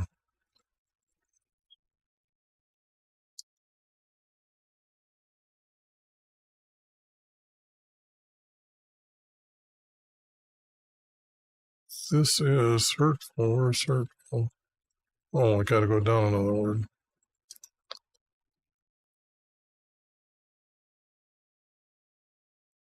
Pain goes more with what I would say harmful. Oh, I want the word way here.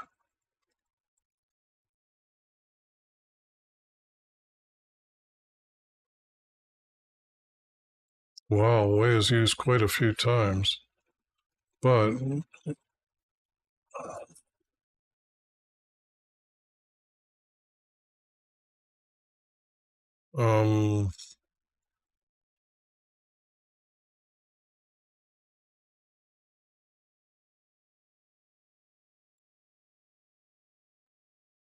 acts, harmful acts in me, or actions, or conduct, harmful conduct. I like conduct. Wrong button, couldn't get you back.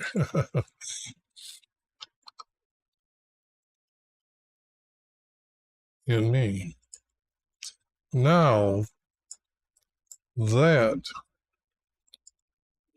is maybe just going back to hook with something up at the top. So let me go here and put this, let's put it here, clean it up.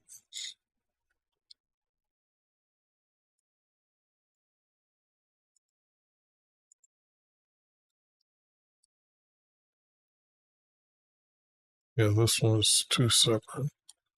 So this one, I would just want to see if this goes with these three verses here.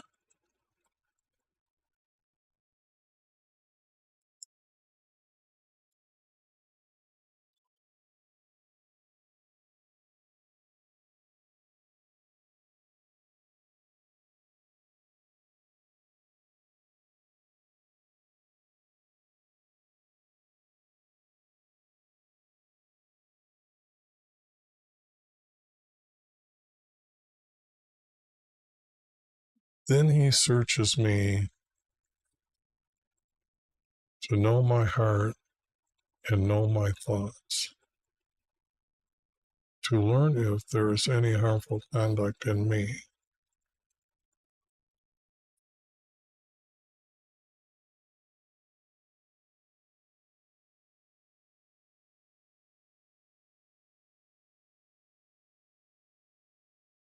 But I'm thinking that one goes up there.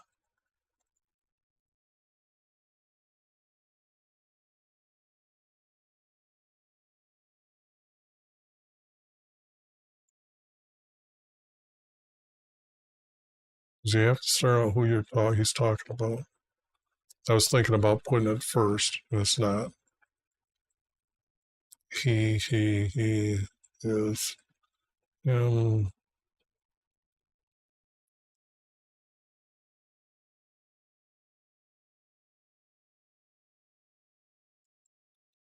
It's kind of like then he.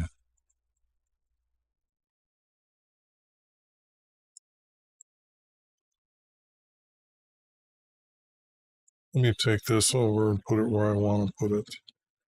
And that would be,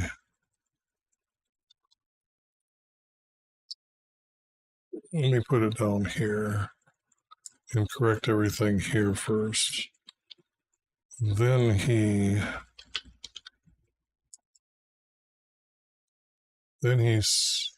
searches me to know my heart. And I added these in this, and know my thoughts. To know my heart and know my thoughts.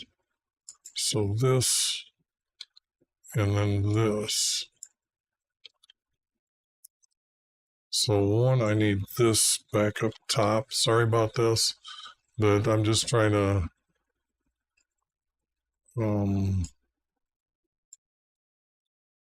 do this. Whoops. Wait a second. That's here. I want up higher. Yeah, this is where I want it. Because I was looking at, gee, these here I want to get off of here.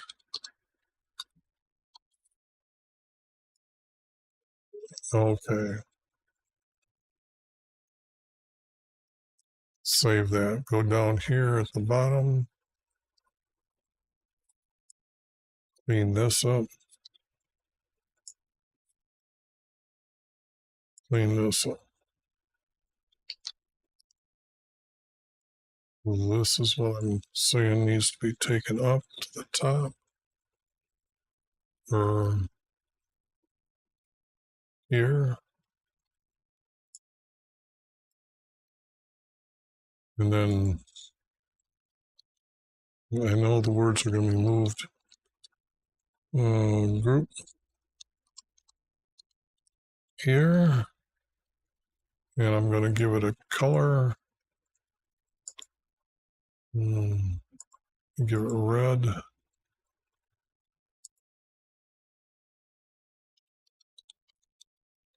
Move group up.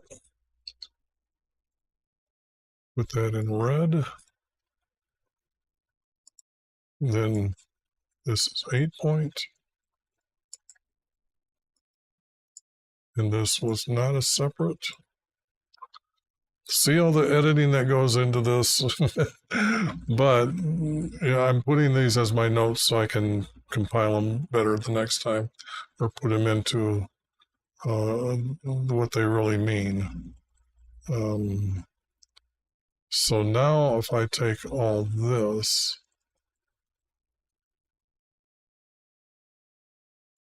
which is this as well,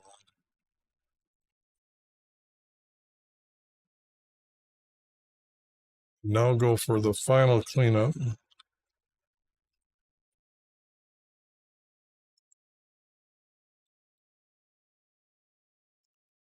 I can say all this. I don't need this because this I've done. Those are in order. This I've done. This just needs cleanup. This removed.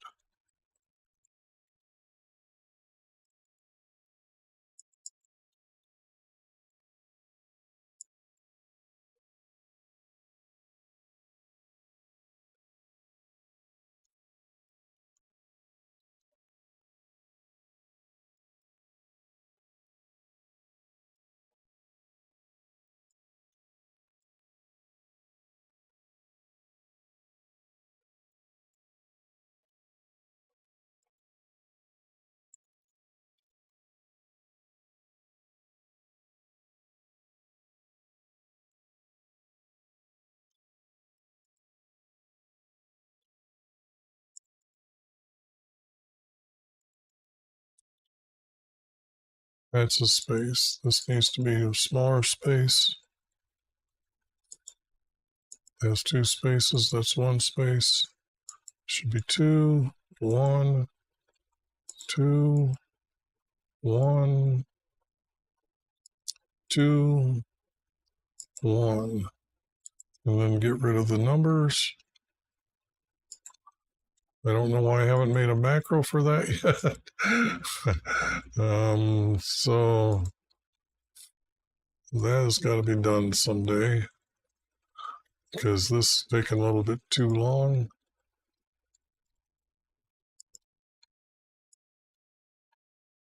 Okay. All right. Now comes the big question. Who wrote it? Who would write this? Wivey knows me. When I sit and when I rise. He understands my thought. Oops. He understands my thoughts before a word from my tongue. He knows them all. Behold, he is everywhere, even if I live in the remotest land. His words will lead me, or his right hand will grab and guide me. I still like that one. If darkness overwhelms me, even that darkness is not dark to him. For the night and daylight, their darkness and lightness are alike to Wivey. And I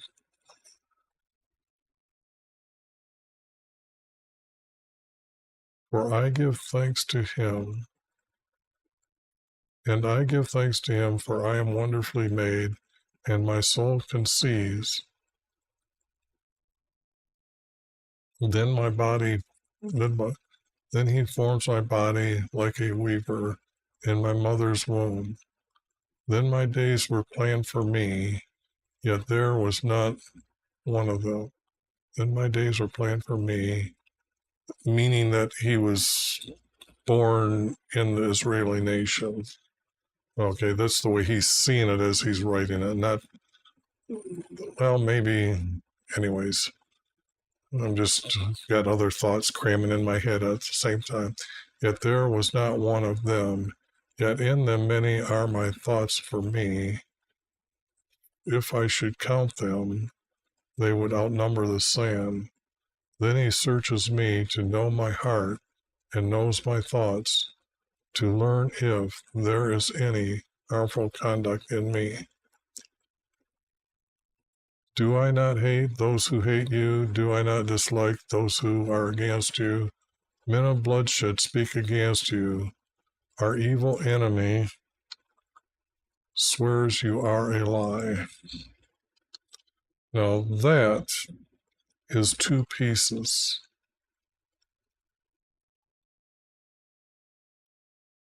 But who wrote the first one? But I can say one, a piece from somewhere, but who wrote the first part?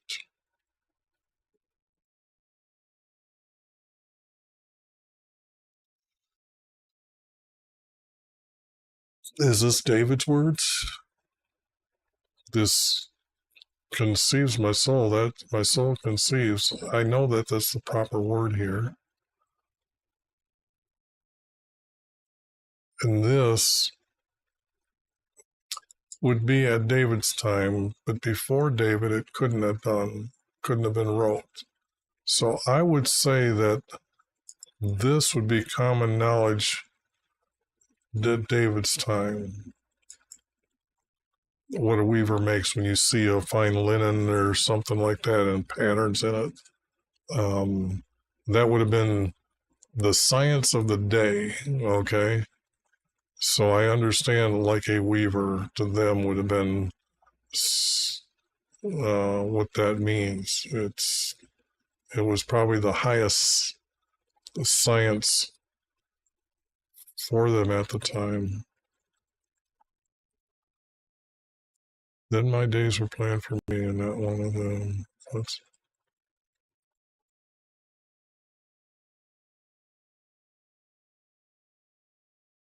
I'm going to say words from David.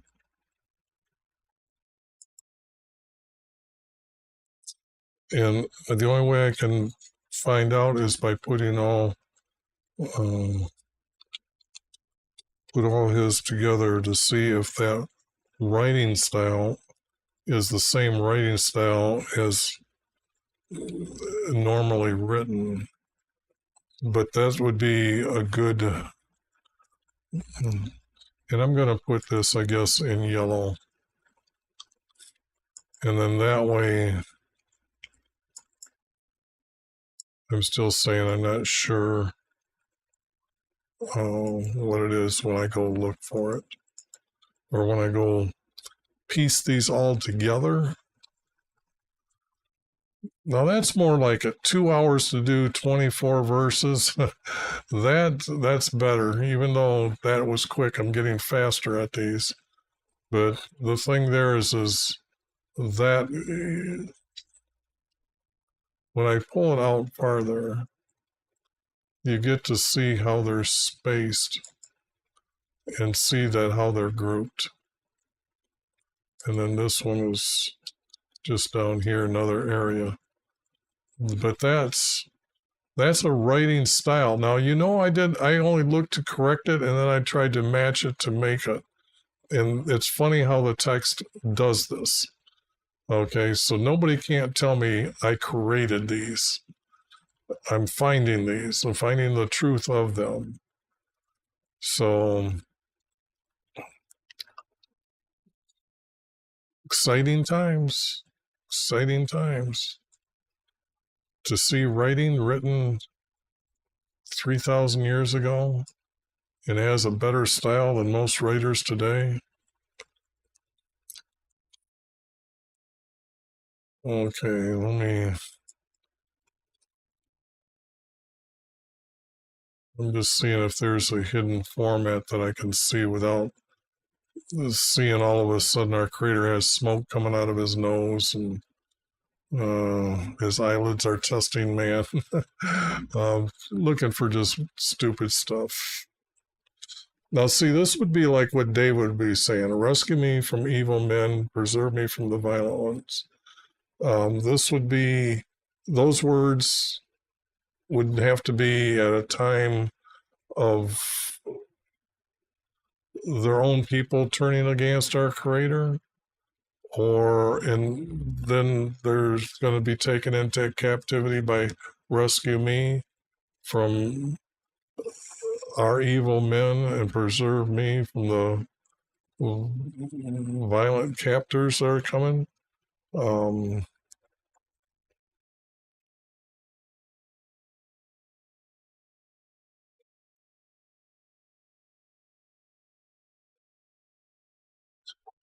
but I have time, so I guess I'll just get with it here.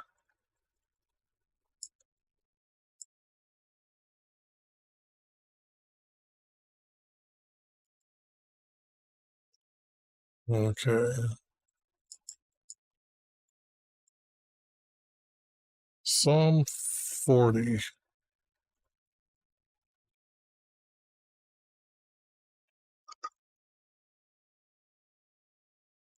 When the words are in parentheses like this, that means there's text that they found in other manuscripts and they decide to put it into the text.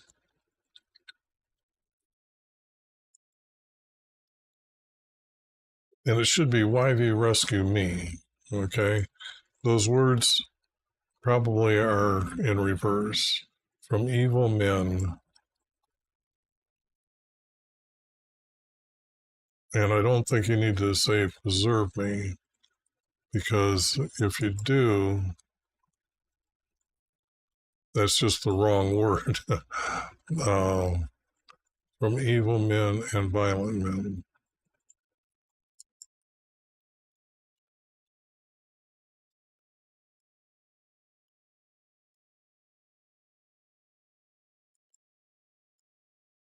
You can't not preserve.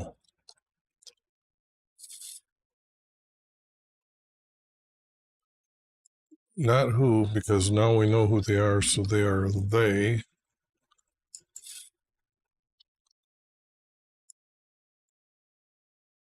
They devise.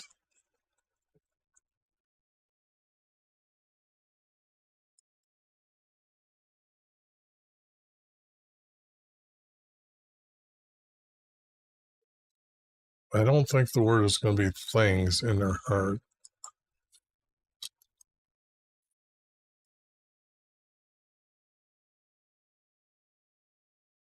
And they continually stir up war. I don't think the word continue would be there. They devise evil.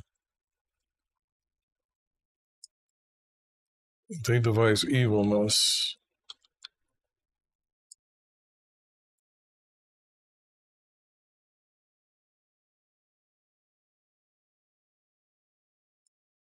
Well, I thought I had a good handle on that, but okay, let me get going here.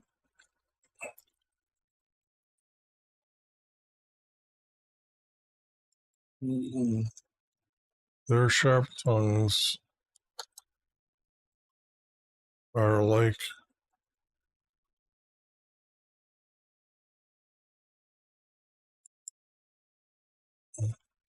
a poisonous snake.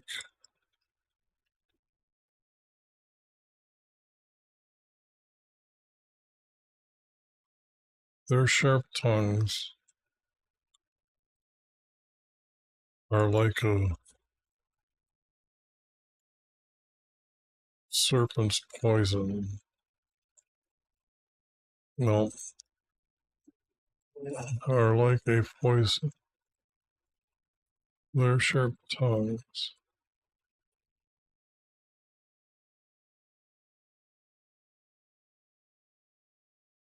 Because this is this is a group, but maybe that word goes up here for a foreverse. And this is here because under their lips, what's that mean? So their sharp tongues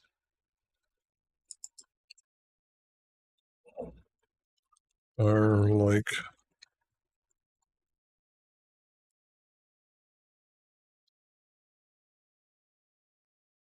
whoops.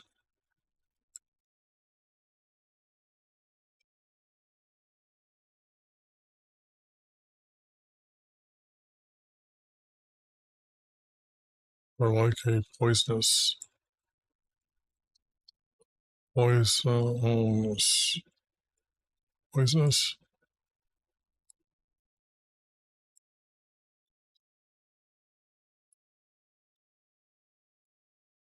And I'm going to just put snake.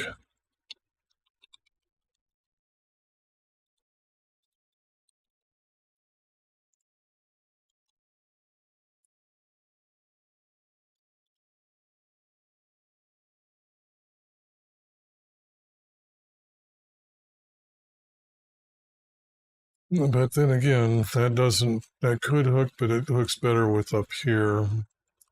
They're sharp tongues. They sharpen their tongues. They sharpen their tongues.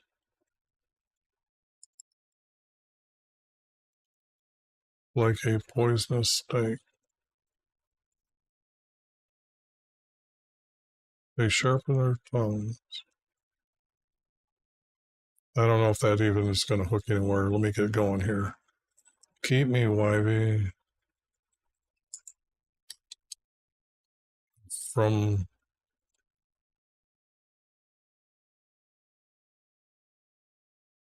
the hands of the wicked. This is a wrong word here.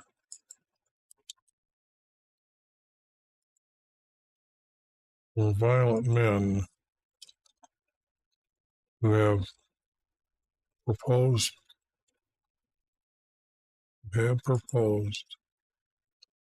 to trip up my feet. The proud have hidden. They have a hidden trap for me.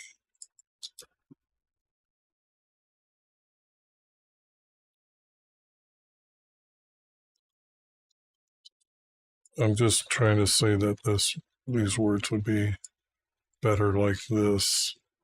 They have hidden a trap for me.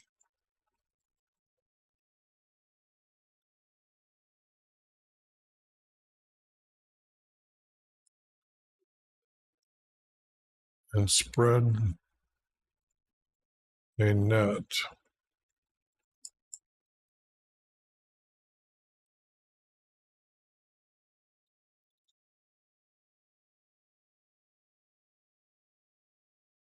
It's not wayside. It's got to be roadside.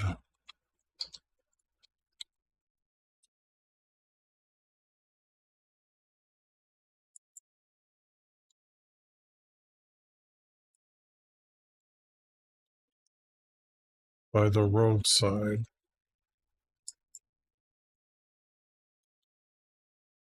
This,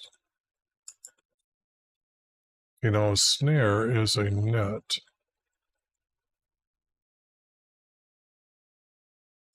Now this would go like this. They have proposed to trip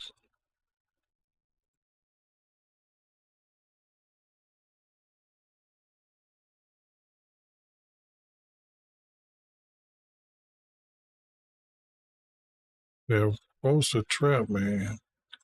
No, I don't know, trip up my feet. That would be a cord that would be spread across the street.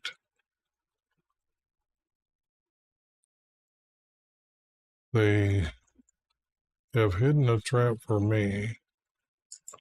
Then I'm just going to separate because that's plan to trip up my feet.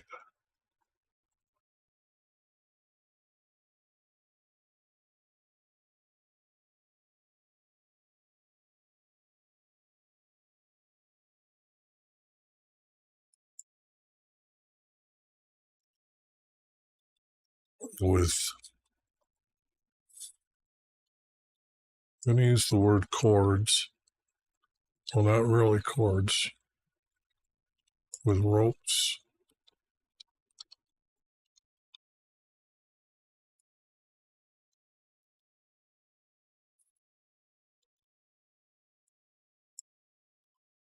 With ropes spread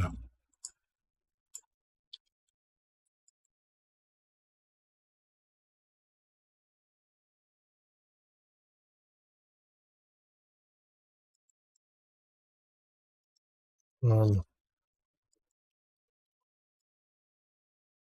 the roads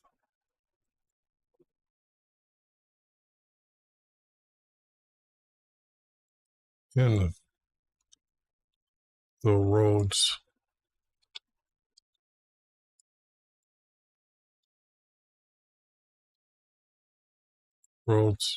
dirt.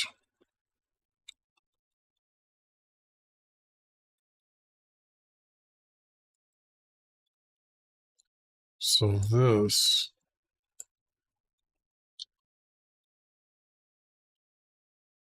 has to come here like that. And that's a period. Now the text below, they have set a snare for me. That's up here. They have hidden a trap for me.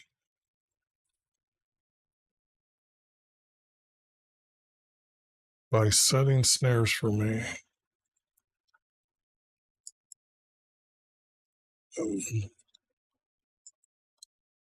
Okay, now this, move up 2 verses. Control copy, make this an 8 point. Now put that here. They have hidden a trap for me, comma,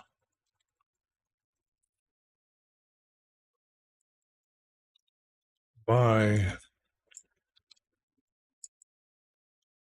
setting snares for me.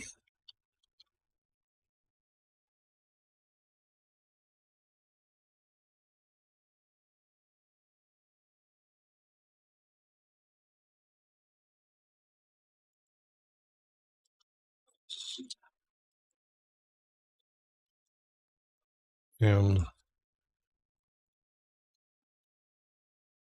ropes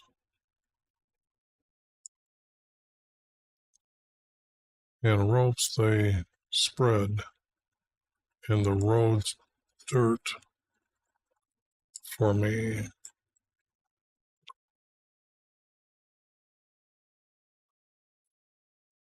Now, so one of these for me has got to be out of here.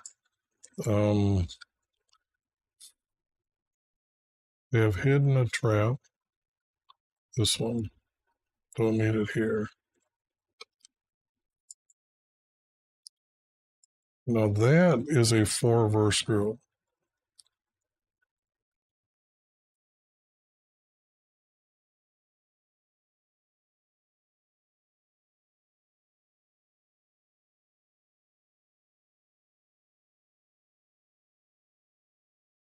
Who have proposed to trip up my feet with ropes they spread in the road for me. Like this is tied to that, and it's this one that needs to be moved down to here. Oh.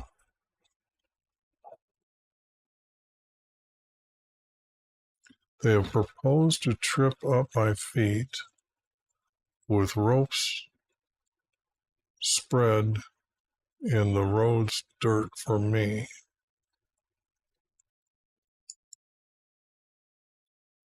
This goes down, this gets the word with again.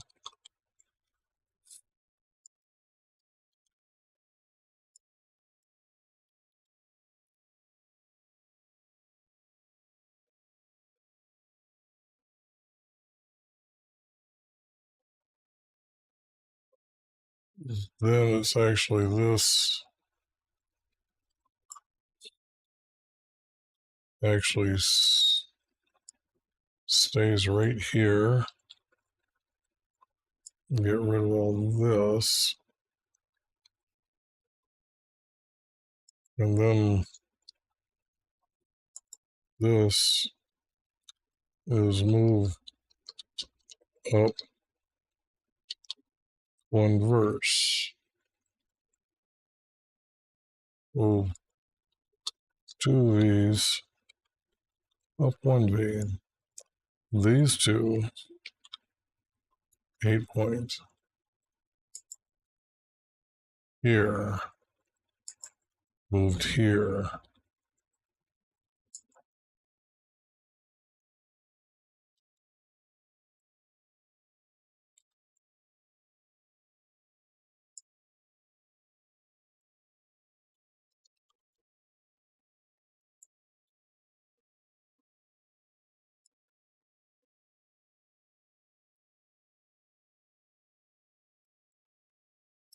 So this is one color. I'll make it yellow. Hopefully I didn't have yellow up here. Nope, that was the last one I was doing. Okay, now I think I've got this right. And then that will be taken out, and that will be the next one. They have hidden a trap by setting snares for me.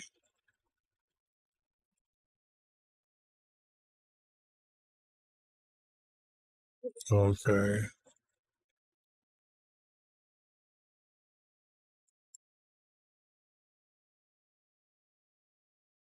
That who have proposed, I need that, and planned.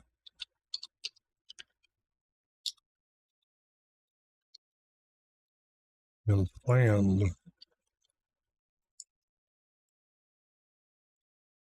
Who have planned to trip up my feet.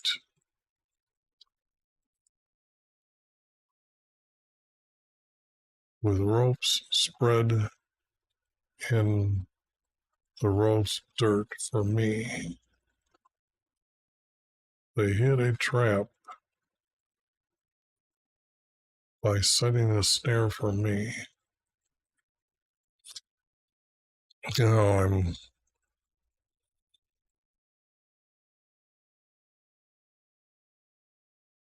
this is going to need a lot more cleanup, but I'm thinking that's the order. You have to have trip your feet with cords, with cords or ropes spread in the road's dirt for me. Now that you can understand. They hid a trap by setting snares for me.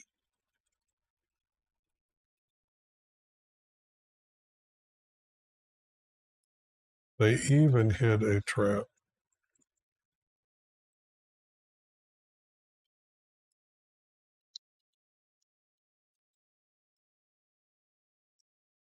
They even hid a trap by setting snares for me.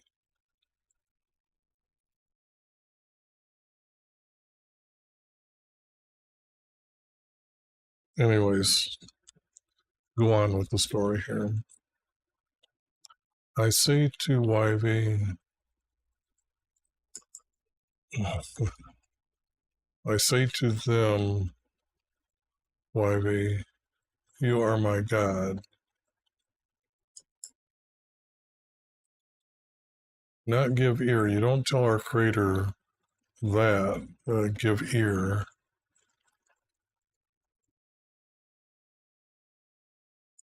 I could shorten that up by saying listen.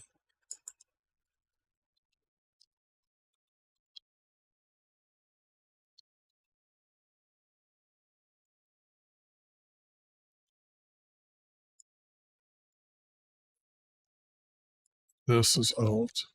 I said to YV, listen to my petition. The petition is to ask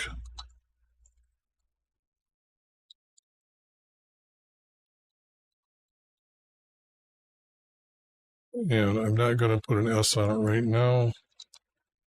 So I said to YV, listen to my petition.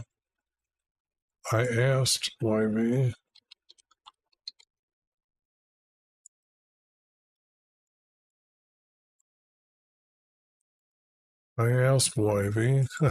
that's better.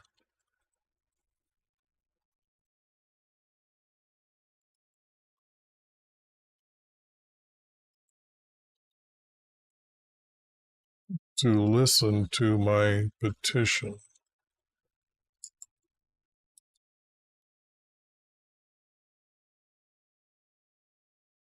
YV, the Lord of my strength, of my salvation. So the word strength would be wrong.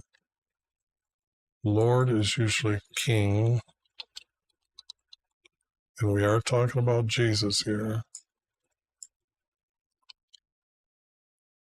And this, I would say, is the wrong word here.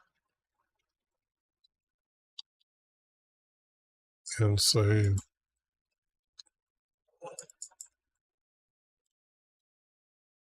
Yah is my king. This has to be black. This is coming from our creator here. But I'm adding that. I'm adding this.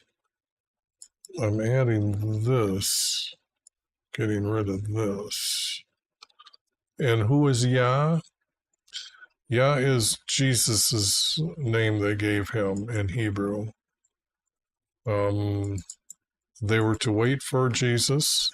So here in Isaiah 38, verse 11, Hezekiah, the king of Judah, the kingdom of Israel is already gone. He writes, I will not see Yah in the land of the living. Now, when I look at verse or Psalm 149, praise Yah, a new song, Lord, Yah, YV here. The new song is about salvation, and praise is praise in the congregation. Rejoice in our King and praise his name. Praise Yah. So with that evidence, I can say, and I've got a lot more, but those are the two that I use all the time. Yah is my king.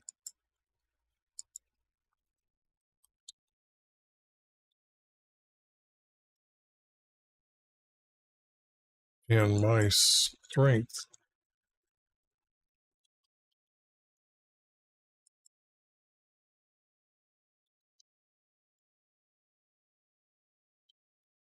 Yah is my king. And my strength for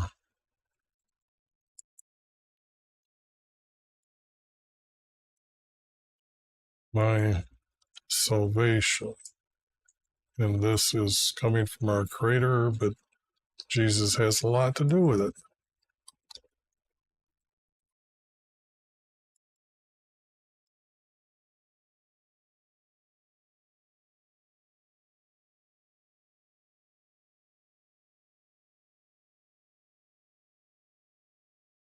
That's just two verses that aren't going to go together.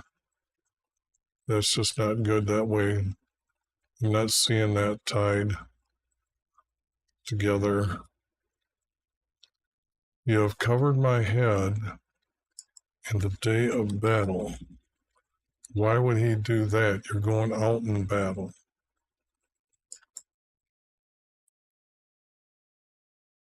Do not grant do not grant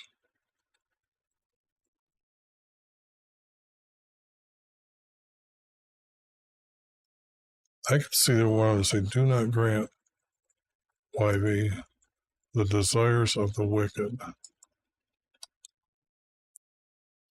Do not promote his evilness.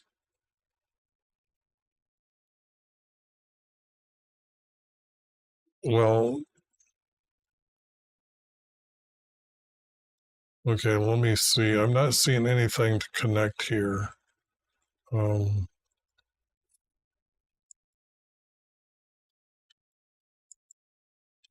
In my head, that's David surely would not say that in a day of battle. And usually, anyways, do not grant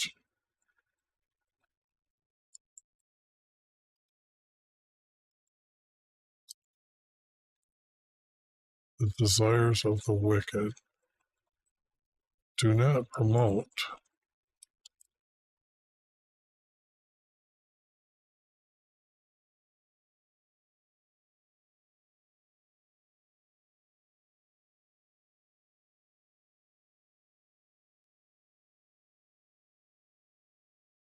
to be exalted. I'm trying, he doesn't exalt evil at all. So I'm just seeing this as not right. I can't work with that. As for the head of those who surround me, let mischief be on their lips, cover them. Okay, that is not a good, that is not how a warrior speaks. This he would not do anyway, so may burning coals fall upon them. May they be cast into a fire, into the deep pit, which they cannot rise.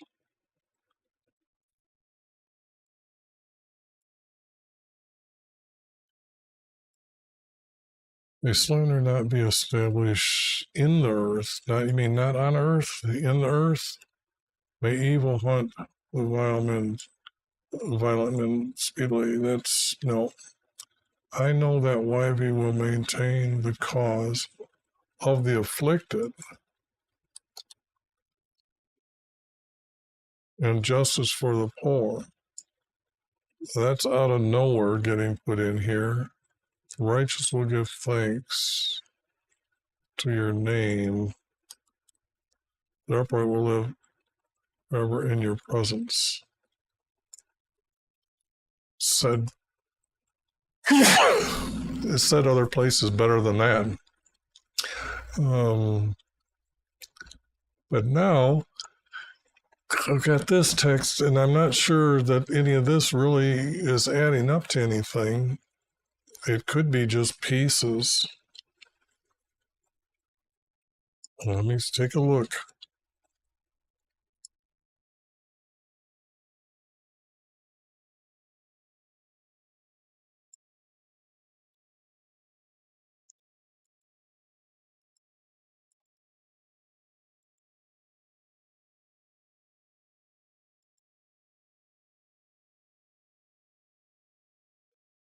Oops, too much.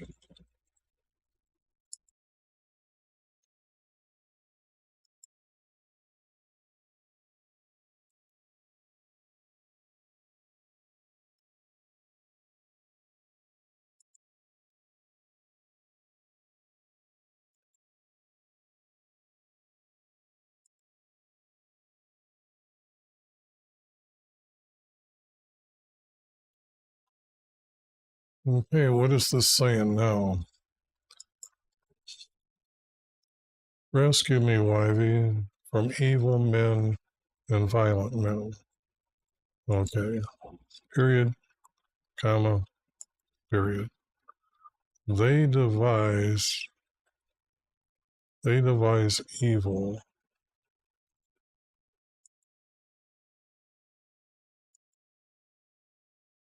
If they're devising evil, they have to plant it in there. They devise evil. They devise evil by planning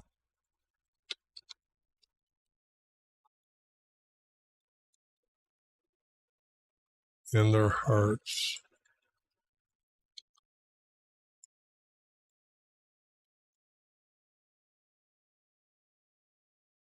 Okay, this is not connecting. They have stir up wars.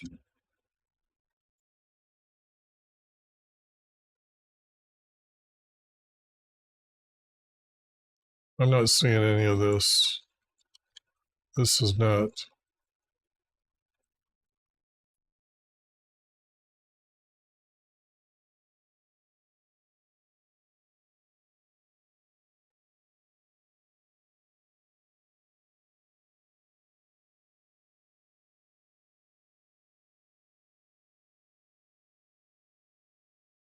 Does this verse go all the way up here? But that would be 4 verse.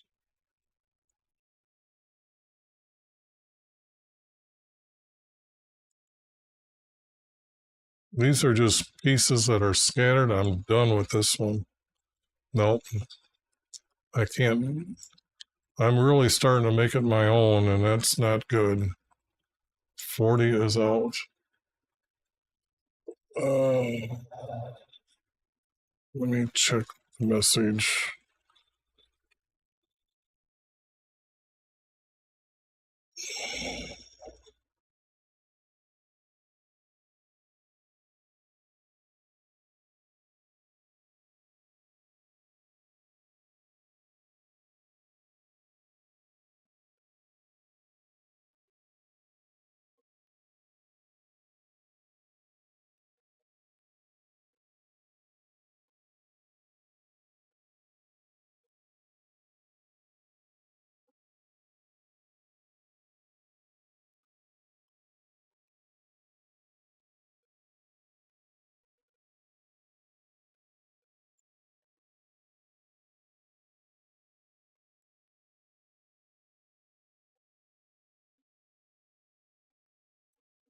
Okay.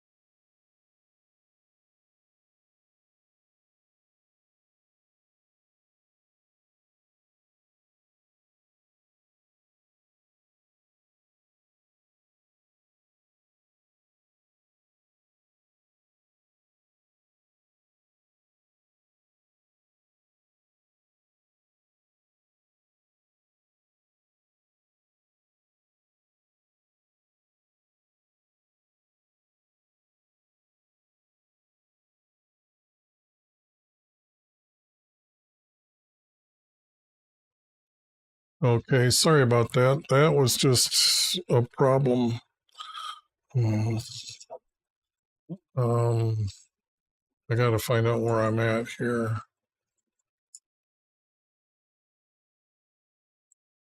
Okay. Okay. I didn't get kicked off either site. Okay. That's a good thing. What did I do here? I must have hit the board. Okay. Now I gotta get that back. Just a second, I gotta make sure it still works. Okay, it's working. Okay, just a second.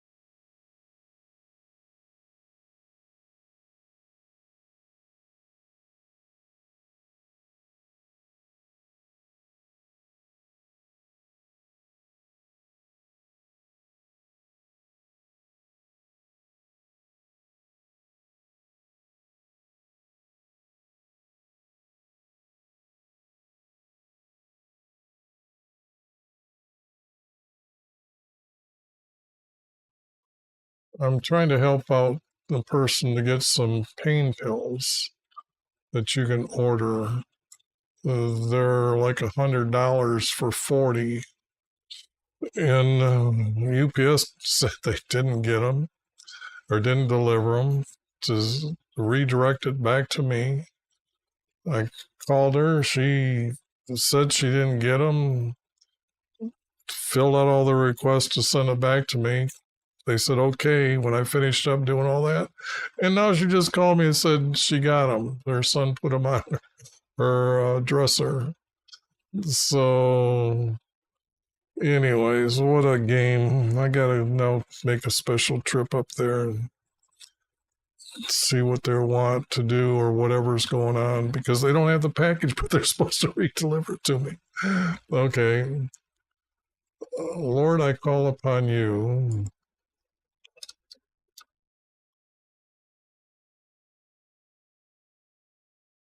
And are you willing to tell our creator to hasten? Would you be one to do that? Would you write something like that? Lord, I call upon you. Hasten to you? Wrong. Give ear to my voice when I call to you. May my prayer be counted as incense before you. The creator doesn't need any incense. Lifting up my hands as the evening offering. There's no such thing. Set a guard over my mouth.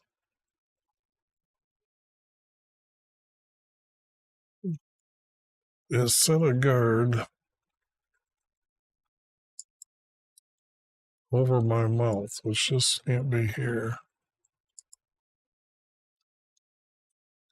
Keep watch over the doors of my lips. Your lips have doors. Set a guard over my mouth. Then keep watch over my. That's just idiot. Do not incline my heart to do evil thing. Well, I'm sorry about that, but once you are understanding that you're supposed to follow his statutes, his commandments, his laws, and his guidance, you are blessed. Why would he blame it on him to give you evil thoughts and practice deeds of wicked men? That's just stupid. That's just stupid speaking like that. I don't know of any one of you that would speak like that, especially if you knew them like he did, like they did, who do iniquity and do not let them eat their delicacies. What? Who do iniquity and do not let me eat their delicacies? What the hell is going on? Let righteous smite me in kindness. No. Let the righteous smite me in kindness and reprove me. It's an oil upon my head. Do not let my head refuse it. For still my prayer is against their wicked deeds. Okay, that's just junk. Their judges are thrown down by the side of the rocks.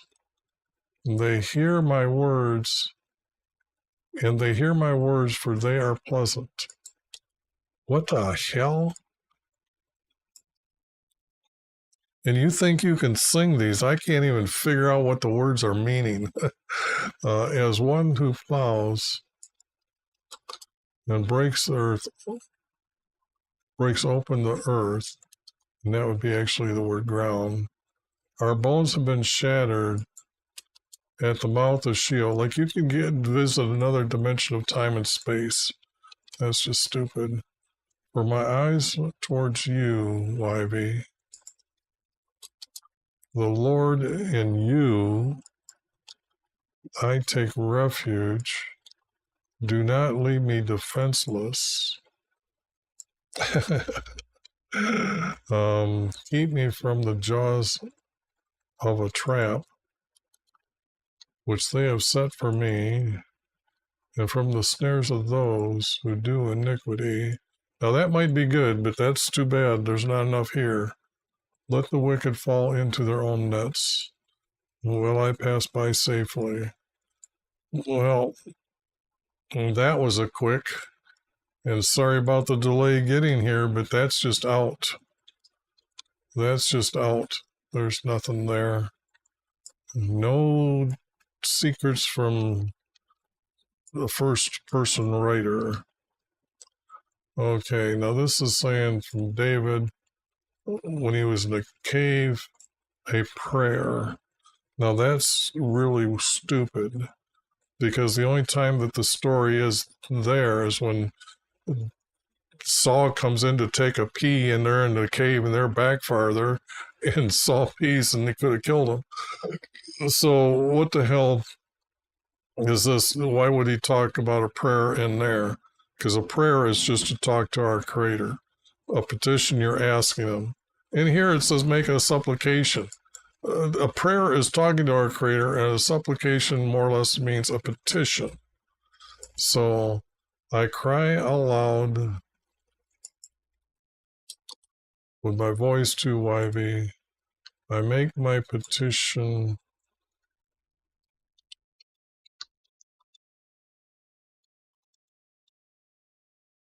Make my petitions.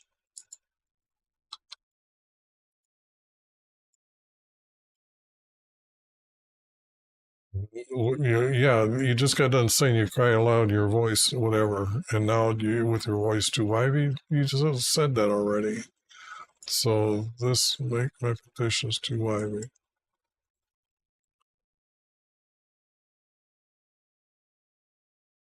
I cry aloud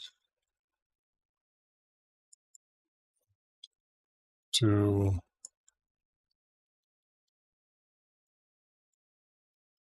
make petitions to Ivy.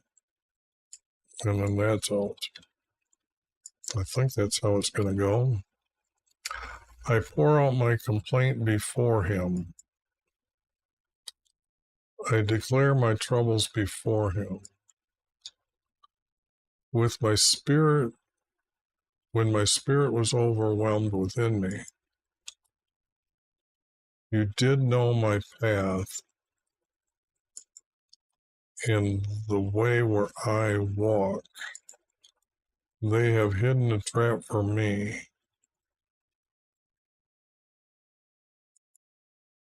Look to the right and see there is no one who regards me. There is no escape for me. No one cares for my soul. Now, this is not being said right. I don't have an. I cry out to make my petitions to Ivy. These aren't complaints. Complaints would be talking to him. And declare your troubles, that's still talking to him. That's not petition. I cry aloud to make petition, to make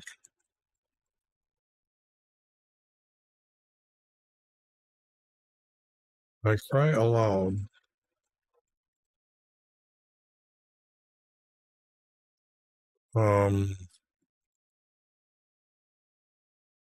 this is not even making any sense anymore. I pour out my complaint before him. I declare all my troubles. Okay, now this is just two verses connecting together, but that's not good enough. When my spirit was overwhelmed within me, when my feelings were overwhelmed within me,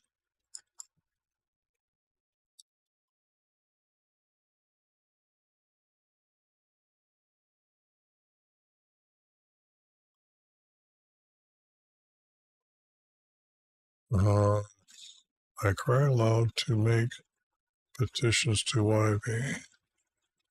When my feelings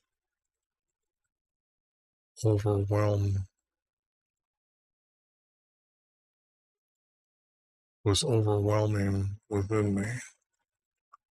That's odd to say it that way, but maybe that is a 4 verse.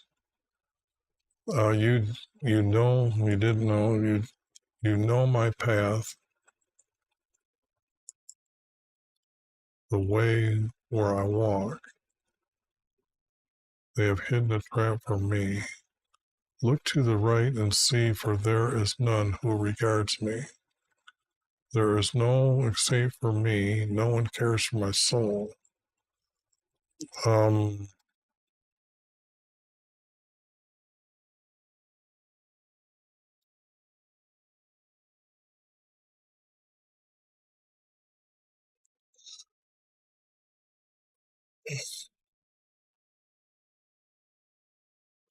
Why would he look to the right? Look to the right. So let's get rid of that.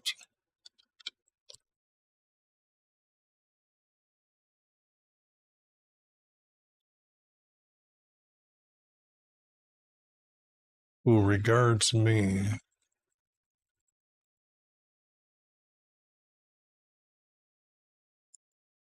See, there is no one.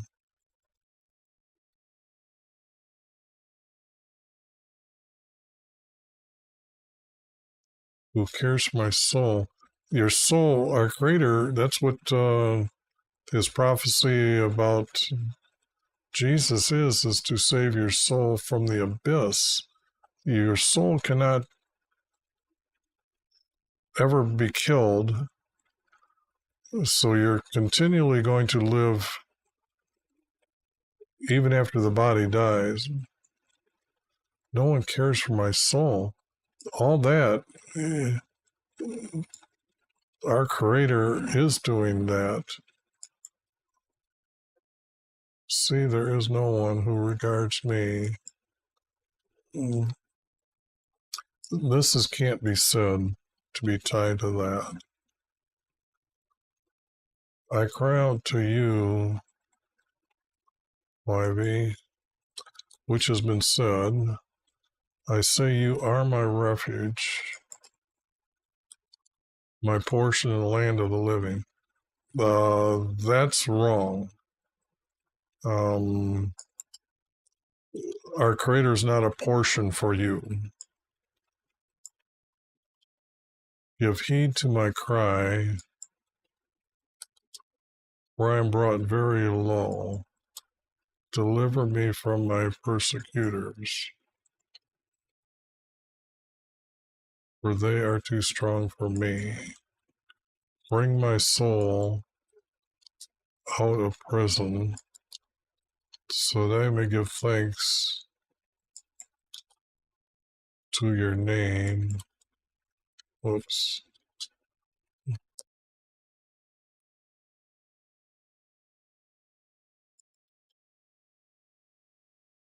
The righteous will surround me,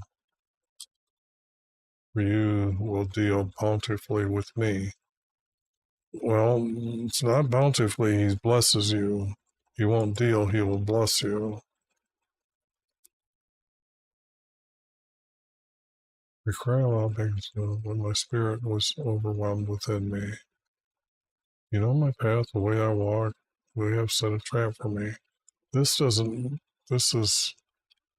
out of place. Give heed to my cry, I'm brought low, deliver me from my persecution. They are too strong for me. Now, you can't make an individual of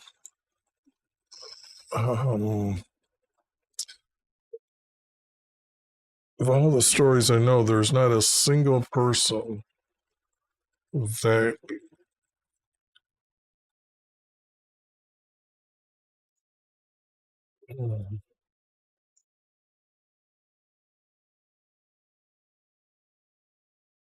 how do they bring him along? Because the only Uriah was a prophet who went to King Manasseh, told him Manasseh didn't like him, said to go kill him. He fled to Egypt. They brought him back from Egypt, and they killed him in Jerusalem. Give heed to my cry, I'm brought very low. But that's one. The other one is Elijah, I believe, and that was when he went to King Ahab, and he had them bring his diviners as one who were making offering to their God, and Elijah make the offering to his or to ours Creator. And then he said, the one who answers by fire to take up their sacrifice, then he is the true God. And when our Creator sent fire down, Ahab said, "There's the Creator. That come from the Creator." And then those other guys went after to kill him, and he ran to a cave. They are too strong for me. Fits that. Deliver me from my persecutors. That would be them. Give heed to my cry. I am brought very low. I am feeling very low.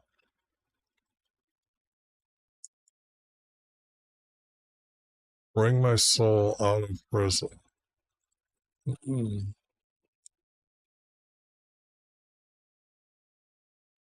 None of this, none of that. But that would be words from Elijah.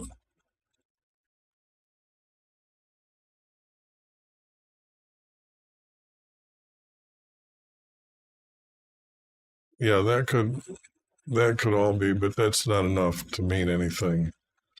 That is just, no. They might be true, but can't use them. Well, I've already got this story. I already know this story. That's why I knew the text when I seen it. So now 43. And I still got time, so let's see here. I'm looking for hidden formats by the first writer's words.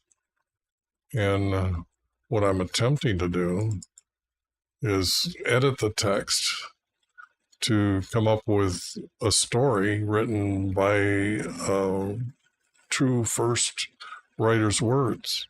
These are the most sophisticated writing you'll ever see. Hasn't been wrote in 3,000 years. The first verse is like a statement, and then these two connect together to make a statement. That becomes a small paragraph. That's a small paragraph, but those two connect together. That's why I've got extra space. Repeats and repeats. So this is what I'm looking for among the text.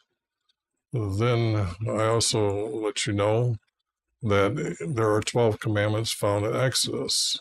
You just gotta go do your study, and there's those. But the people I'm kicking out of the text have really written some funny words and psalms, but right now I'm trying to find, because let me show you, I've done 2, 3, okay. This one I said that, yeah, I got rid of that one as well, but I was looking for it. But here you can see the pattern that I got here, but it didn't read with all these here. This is the one I done earlier today, and you can see I kind of named it Words from David, then there's a piece down there, but you can see again a statement, 2 verses that hook together, and it's a story. And that's the first writer's words. But the thing here is I had to, this is the second cleanup here, but I went up here and I did a lot of editing to get there. So that's what I'm doing here. So let me get down to this 43. All right. Now I went through and took out all Lord and God in all capital letters, and when I found them to be his name, I actually, where is that? Oh, under titles. What I've done is, for his name, we have 2 words in Strong's Concordance as his name, but when H is not really truly said on the end of the words, so maybe today they are starting to use his name like this.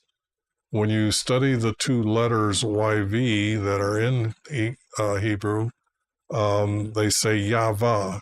So you can see that that's almost what they've got here, but I believe I'm closer to his name here. There's no J, O, or W in the Hebrew language, so this word, if you're saying his name this way, is farther away than I am here. So I've replaced all his name back into the text, and that was 6,825 times they put in 2 titles.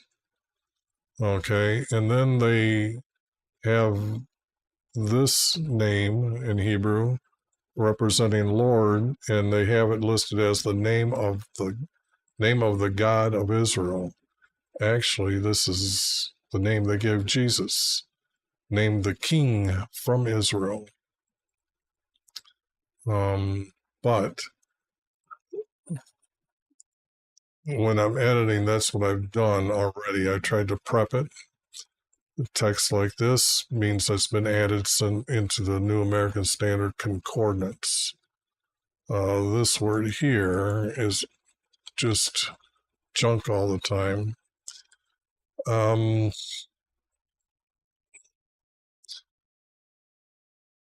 Hear my prayer, Wivey. And usually when I see give ear, it actually means listen. So I put in listen.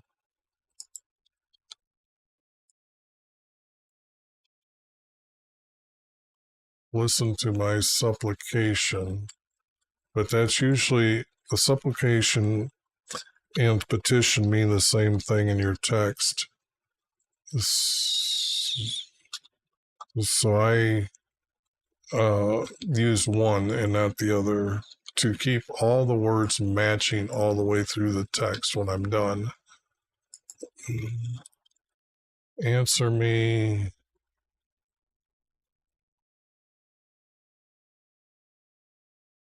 Answer me, not in your faithfulness. Answer me for my faithfulness.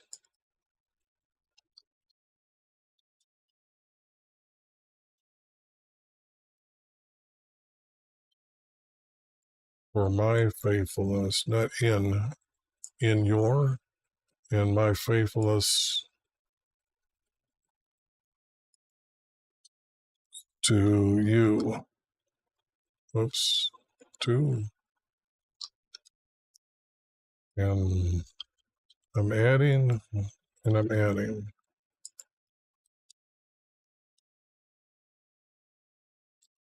Okay. In your righteousness, do not enter into judgment. Do not enter your servant. I guess I got to see more of what's going on. For in your sight, no man living is righteous. And it's going to stop there.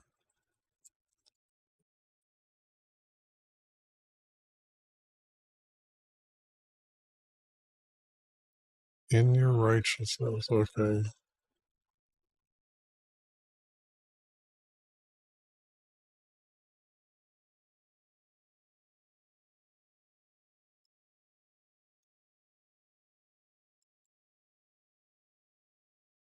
I'm your servant in your sight.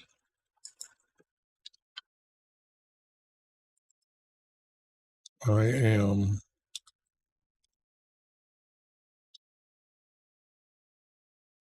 I guess I could put that here.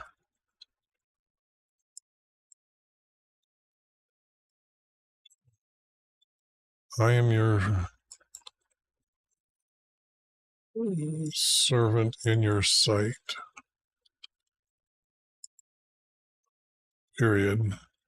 And then this has to, for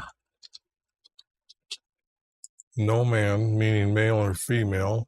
This is not a secular use of the word man, meaning male.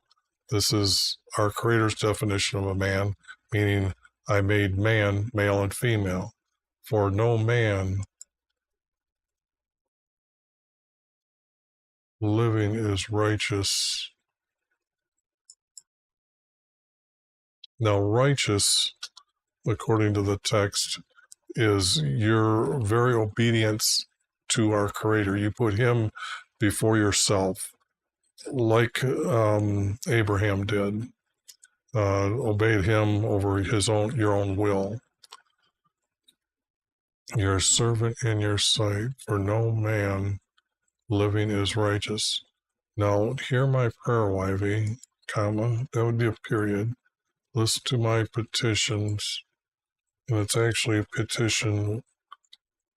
Whoops, it's a comma. Answer me for my faithfulness to you.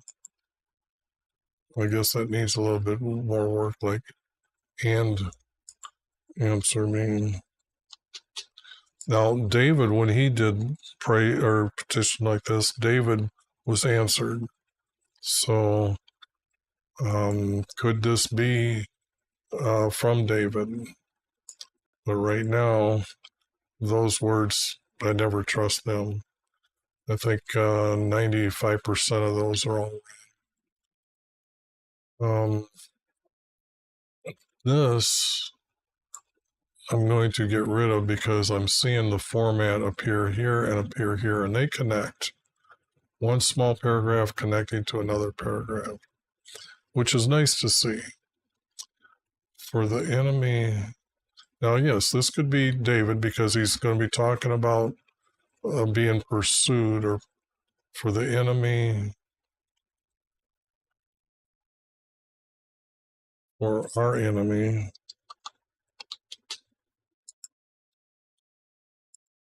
Not the enemy, for our enemy, that has. Otherwise, that he would already said in the text before, you answered me. He's asking to be answered. Listen, so I can't have has persecuted. Okay. Enemy has persecuted. Our enemy persecutes. Well, I guess I'll wait a second here. And it's not my soul. They know that the soul cannot die. They know the body can die, but the soul cannot die. So this either has to be body or something like that. That soul has crushed my life to the ground. Now that would be death. What's going on here? He made me live in dark places, like those who have long, like those who have long been dead. No, see, this writer does not understand the teachings of our Creator. And our Creator's told us our soul is cannot be destroyed by man. So whatever they do to you, do not worry. I will redeem your soul and bring you into heaven if you obey me most obediently. So all this is not really true, because he's asking here to listen to, for no man is righteous. Now, he has crushed my life to the ground. This is just wrong. When you crush it to the ground, you're dead. And he made me live in dark places like one's long been dead. I doubt that. That's just as wrong. Now my spirit is overwhelmed within me. My heart is appalled. My heart is appalled within me, which the heart is the emotional subject of your wording. It also has to do with your feeling and your heartfelt understanding. But to be appalled within me, it would be your thoughts that make you appalled. So my heart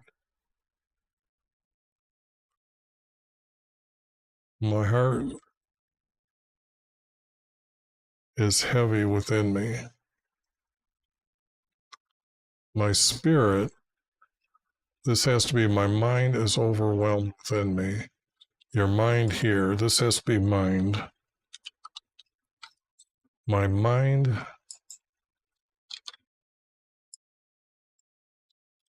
is overwhelmed. And my heart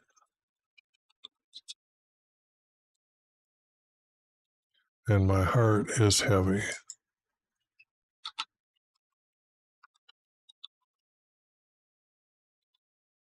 and not within me. Don't need those. Just too many added extra words. But as you see here, this is a comma period. When it goes comma period, I need to find a 4 verse. A 3 verse is this is the subject, and then these 2 verses connect to this subject, where these 2 will connect with together as one subject. I remember the days of old. I meditate on all your doings. Oh, your plagues and your opening the ground underneath people are just doings. Parting the Red Sea is doings. I muse on the work of your hands. Usually that would, on the work of your hands or from your hands, I muse, I think on your creation by your hands. I don't know. I remember the days of old and meditate on your doing.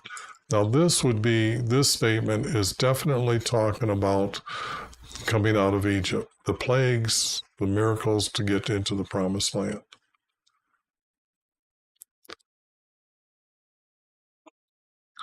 I remember the days of old,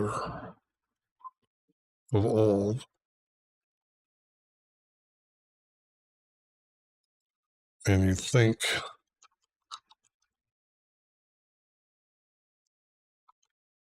you remember the days of old and think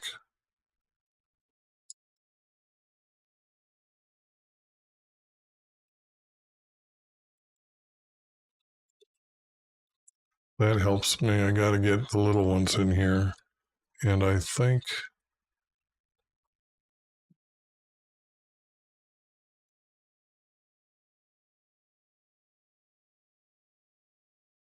I remember the days of old. And this is just not needed. And think of the days of old and of all and of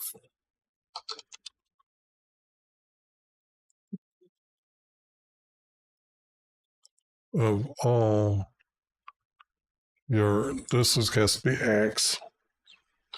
This is describing the plagues. This is describing the miracles, feeding the manna, this type of thing, these things coming out of Egypt.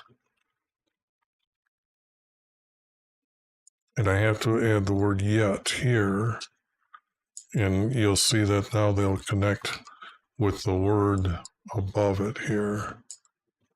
And it, see now how those will connect to make a 4-verse format. My mind is overwhelmed and my heart is heavy, yet I remember the days of old.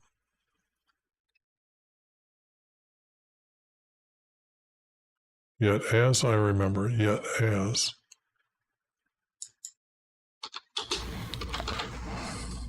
Yet as I remember the days of old, and all your acts, and all would be from our Creator, all your acts.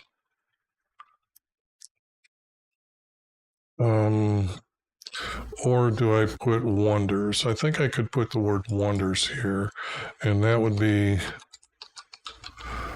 the better said. But it has to mean the parting of the Red Sea, which is a miracle. The manna, that's a miracle. The birds dropping out of the sky to feed them, that's a miracle. Hitting a rock and the water coming out, that's a miracle. Plagues, they are usually what's known as wonders. So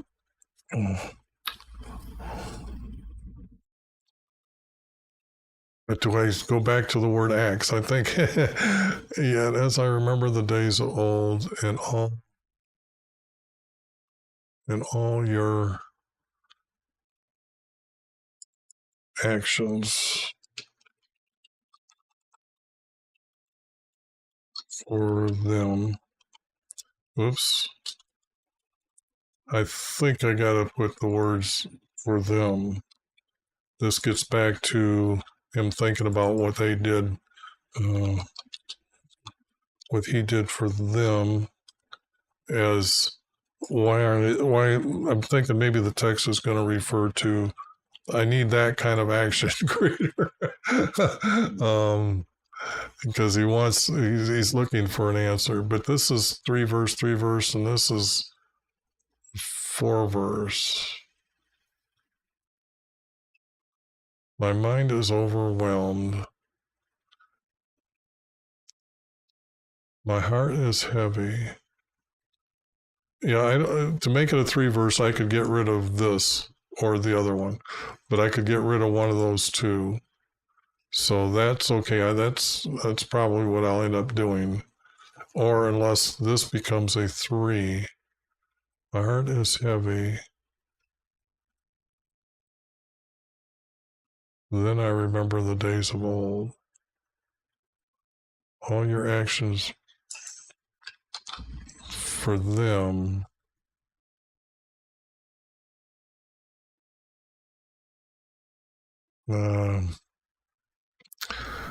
This is not really true truths here.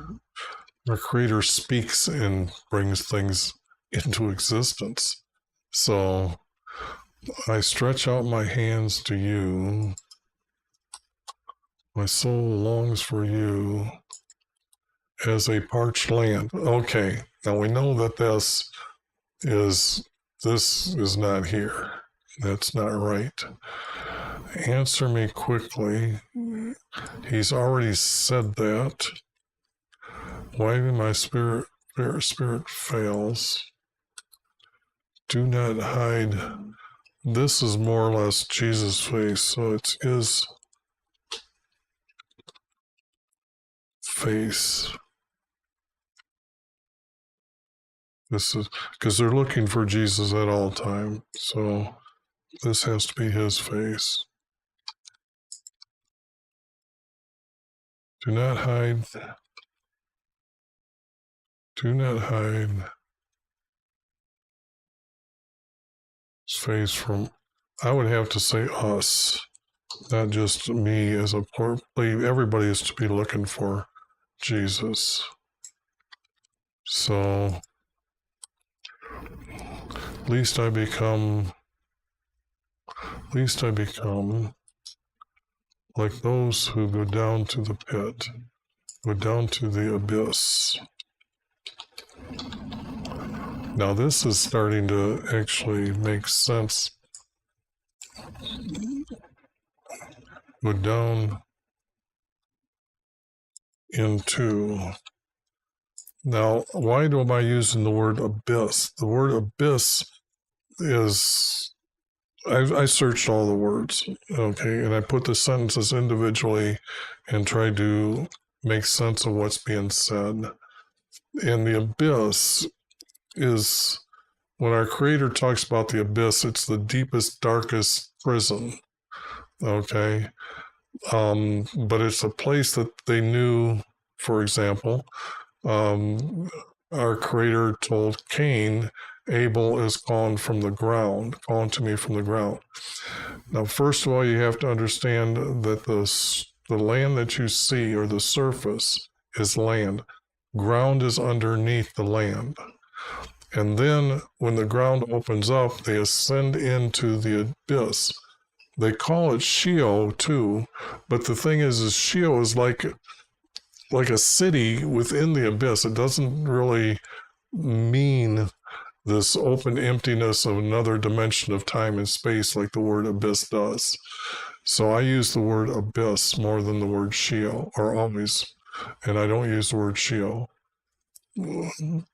Now this is, least I become like those who go down into the abyss.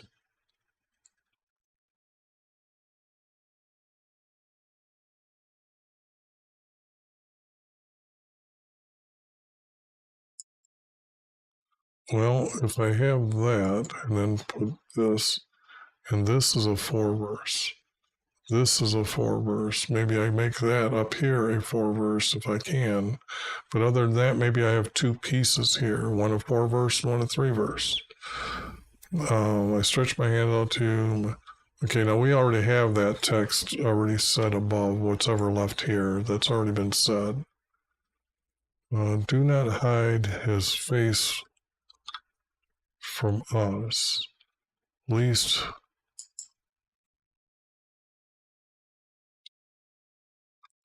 we become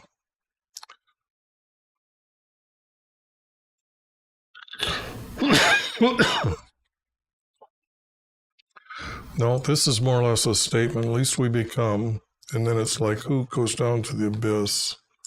That's a 3-verse. This is tied to this, but this is not a 4-verse. This is the ending of the 3-verse that's I might have to come up here and look for here in the text. And I'm going to do that right now.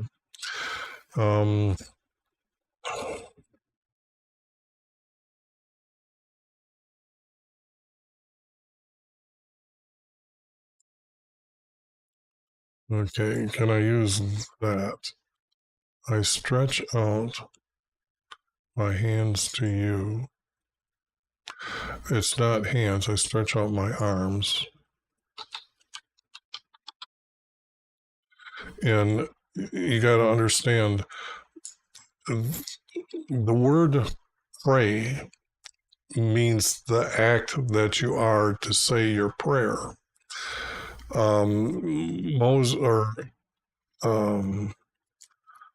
Solomon looked to heaven. Well, do you know where heaven is at? I'll show you. It is only found in the New American Standard, Psalm 48, verse 2. Beautiful in elevation, the joy of the whole earth is Mount Zion in the far north. The far north is the North Star. The star's motion makes this Mount Zion, and our Creator lives above the North Star. In heaven, the star's motion is the second heaven, where our birds fly is the third heaven, and below earth, the abyss, that can be the below heaven, okay? So the thing here is this is Mount Zion in the far north. So now when it says, I stretch out my arms to you, and you know, and oh, that's what I was saying, that when Solomon looked to heaven, he spread out his arms as he knelt, and he petitioned our Creator. So that's one time I know that they have the arms wide, his arms wide out. So I stretch out my arms like this to you, and it's correctly being stated here.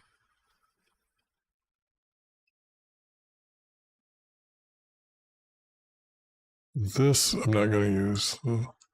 This other one I'm not going to use. This one has to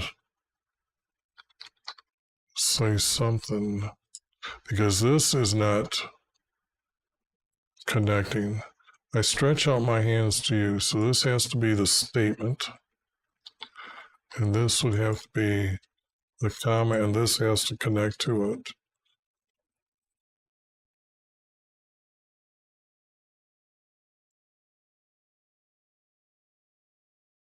Not longs, but waits for Yah. That's what's going on here. Yah. Now I have to show you again, that he's talking about it right here in the text, but here is a perfect example of me using why I'm using Yah. And this is Isaiah 38:11, King Hezekiah. He's the guy that got 15 years added to his life. but now he's going to be deprived, and he's going to enter. See how it says enter the gates of Sheol, like a city type of thing. That's why I said it's a city. And then I will not see Yah in the land of the living. Here they use capital letters, like this, what they did for the word Yah, okay? But when you look at the text up here and put Yah back here, praise Yah, and then you can see Lord here is YV. Sing or praise Yah and sing to YV a new song. The new song is about their king in heaven, and they're getting to go to heaven. That's huge news. This is the big newness of the new song. And his praise in the congregation. Now, the congregation is the meeting around the tent or house. They were supposed to celebrate his passing over for 8 days. The first day of the year is the holiest. 7 more days are holiest. And these are to be celebrating his passing over. They actually were supposed to camp around him in their birth order. The oldest sons are in the south. Then I don't know, 3 on the east or 3 on the west. I don't know which way that is. And then 3 on the north, or on the north side would be the youngest. And what's very neat about that is that when I show you here how the land is pretty much the 3 eldest sons, the 3 in the east or west, and then the 3 other sons, and then the 3 in the north. And this would be Joseph. So they couldn't change the way they lived in their land, but they changed the names all over in the Bible. But I caught them by this, knowing this. And now they are camped on these days. This is known as, where is the word I'm looking for? Encompass. Wait a second. I got to get back to Jesus here. When it says encompassed. One more. Where this is the congregation I'm talking about. And it's also the way that their priest would have been assembled on the outside walls, and they knew which one was their priest to go to make the offering. Very unique stuff. Now, then it's down here, rejoice in our King, not their King, our King, and praise his name. What's his name? Praise Yah. See, they have salvation to talk about. So if we come down here and look here and say the name of the God of Israel, now that you've heard this explanation, you can say the name of the King of Israel, or King from Israel, okay? So the thing here is they deceived people by using, again, 2 titles for the name, a secondary name that they are saying is the God of Israel. Yet when you put it into those verses of like Isaiah 38, chapter 38, verse 11, you see that it perfectly fits. So when I put in his name Yah here, and waits for Yah,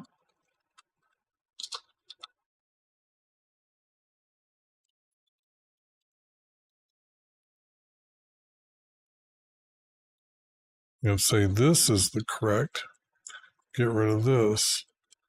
And my soul waits.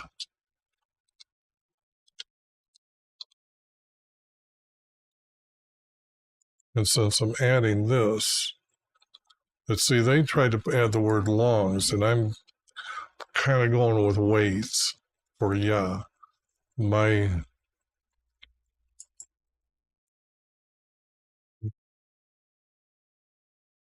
heart, not my soul, my heart. My heart waits for Yah. You can't see my life, you can't see my body. My mind waits. I stretch out my arms to you, as my heart waits for Yah, so do not hide his face from us, lest we become like those who went, like those who have waited for him before they have went down. Okay, so that's a better word than go. Who went like those of us who us. That's what I'm trying to say. That might as well put it in the text. Now that's a 3-verse and that's a 3-verse, and they're going to connect together really well. So let me do a cleanup of what I got here, just to see what's going on.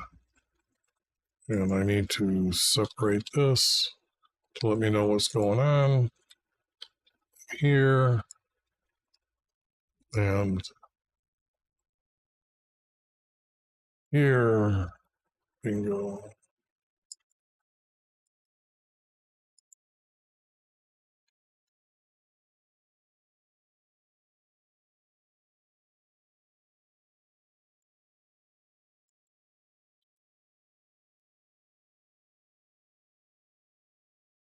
Okay, I stretch out my arms to you as my heart waits for waits for Yah. So do not hide his face from us, least if it's him, so it has to go back to I. Least I become like those of us who went down into the abyss. Like those, I guess I don't need these words here.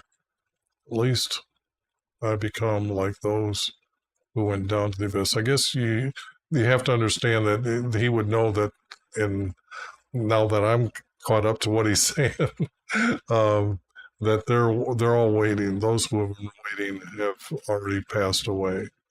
So this does date the text as well when this is being said. And who would be saying these words? Because this means that there's been quite a while that's happened. Because from David's time, I think, until they all go into the captivity, is like, I think, 380 years. And then there's like, I haven't figured it out, but there's almost like 250 more years before Jesus comes. But the object is this text has to be said a long distance away from when Nathan told David, through your son's seed will come a king, and you will have a kingdom in heaven. And that is the only verse that tells us that why you are going into, or some of us are going into heaven. So this here, I'm going to just make a 6 point, because I try to make the text visible by saying that there should be like a larger space between these two, because these connect. But now, I am your servant in your sight, for no man living is righteous.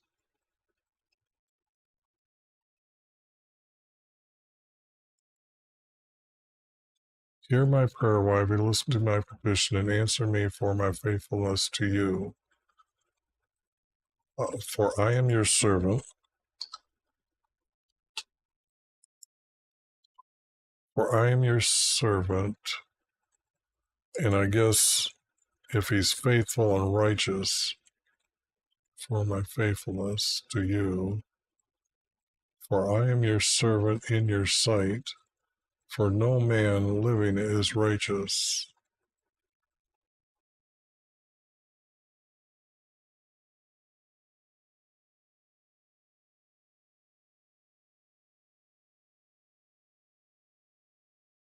My mind is overwhelmed. No, I don't like this verse. I'll get rid of this verse. My heart is heavy, yet I remember the days of old and all of your actions for them.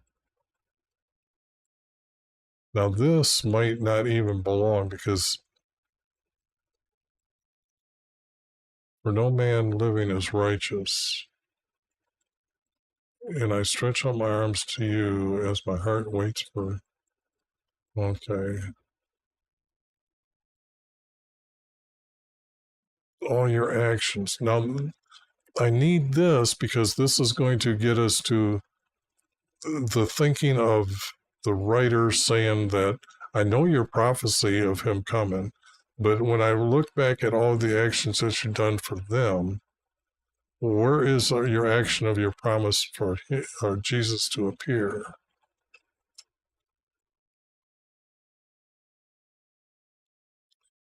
Hear my prayer and my petition and answer me for my faithfulness. This, then two spaces, and then I've got missing text here. I've got missing text. That's what's bugging me. So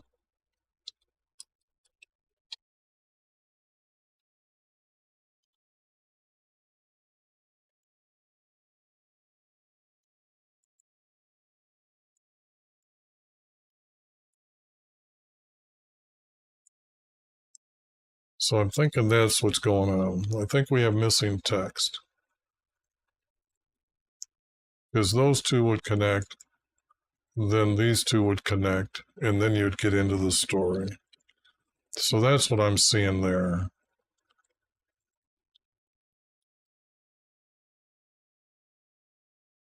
Yeah, because those two tie together really nice. All right. Got it.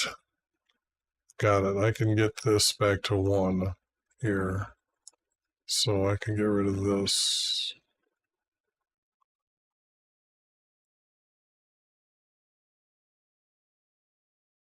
And get rid of this. And get rid of this. And just say this is not needed. There.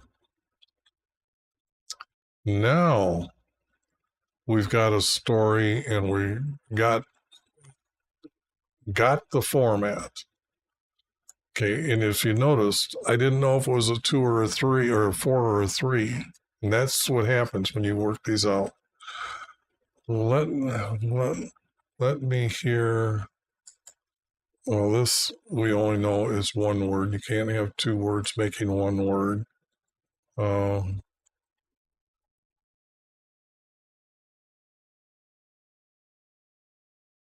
In the morning, for I trust you, teach me the way in which I should walk for you.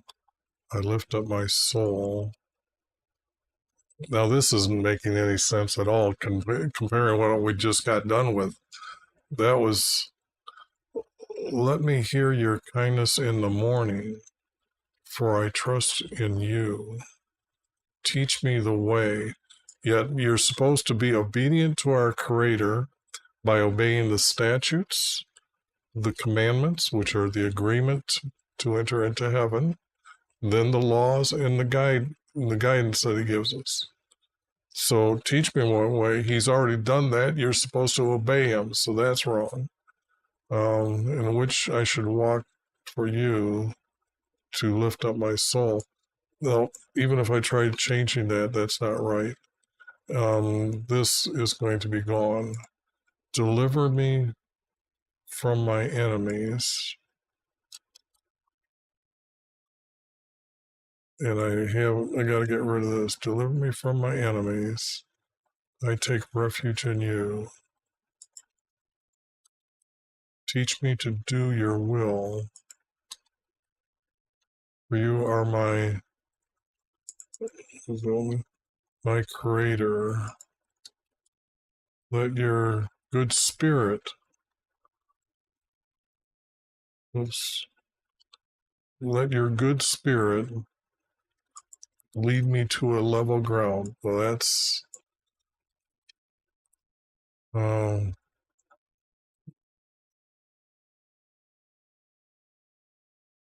um, this just needs a little bit more spacing so I don't confuse myself.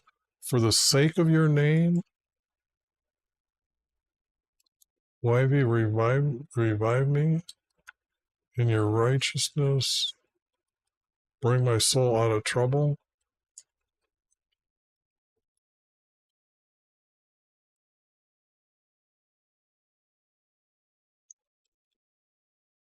In your kindness,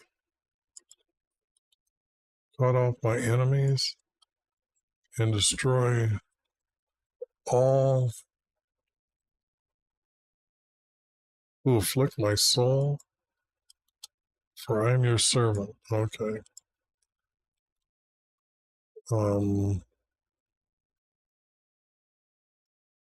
In your kindness, cut off my enemies. He's supposed to be killing off his enemies, not cut off his enemies. And destroy. Our Creator's not going to step up and destroy them for you. Never did in any of the stories I know. They always had to battle for what they were sent out to battle by our Creator. Let me put it that way. So, for your name's sake, revive me. I don't think so. I didn't see him go down. Yeah, I don't see how he needs to be revived. In your righteousness, bring my soul out of trouble. That's not right. For your name's sake, teach me your will, for you are my Creator.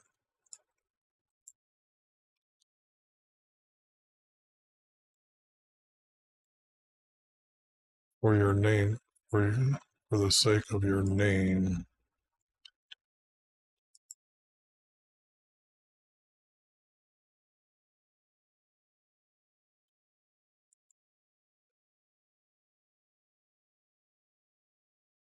It would have to be you taught me. You taught us your will for us, for you are my Creator, for the sake of your name. No, I still don't see that. Deliver me from my enemies. I take refuge in you.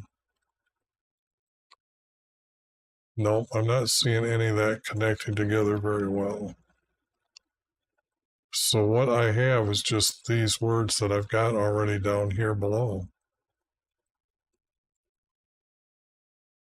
which is a piece. It's a piece, and that's better than some of them that I've got completely thrown out.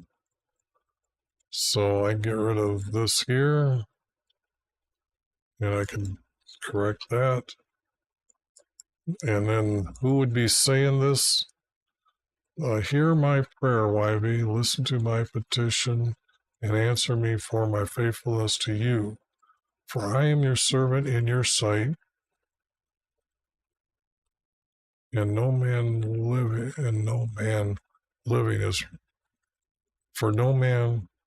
living is righteous.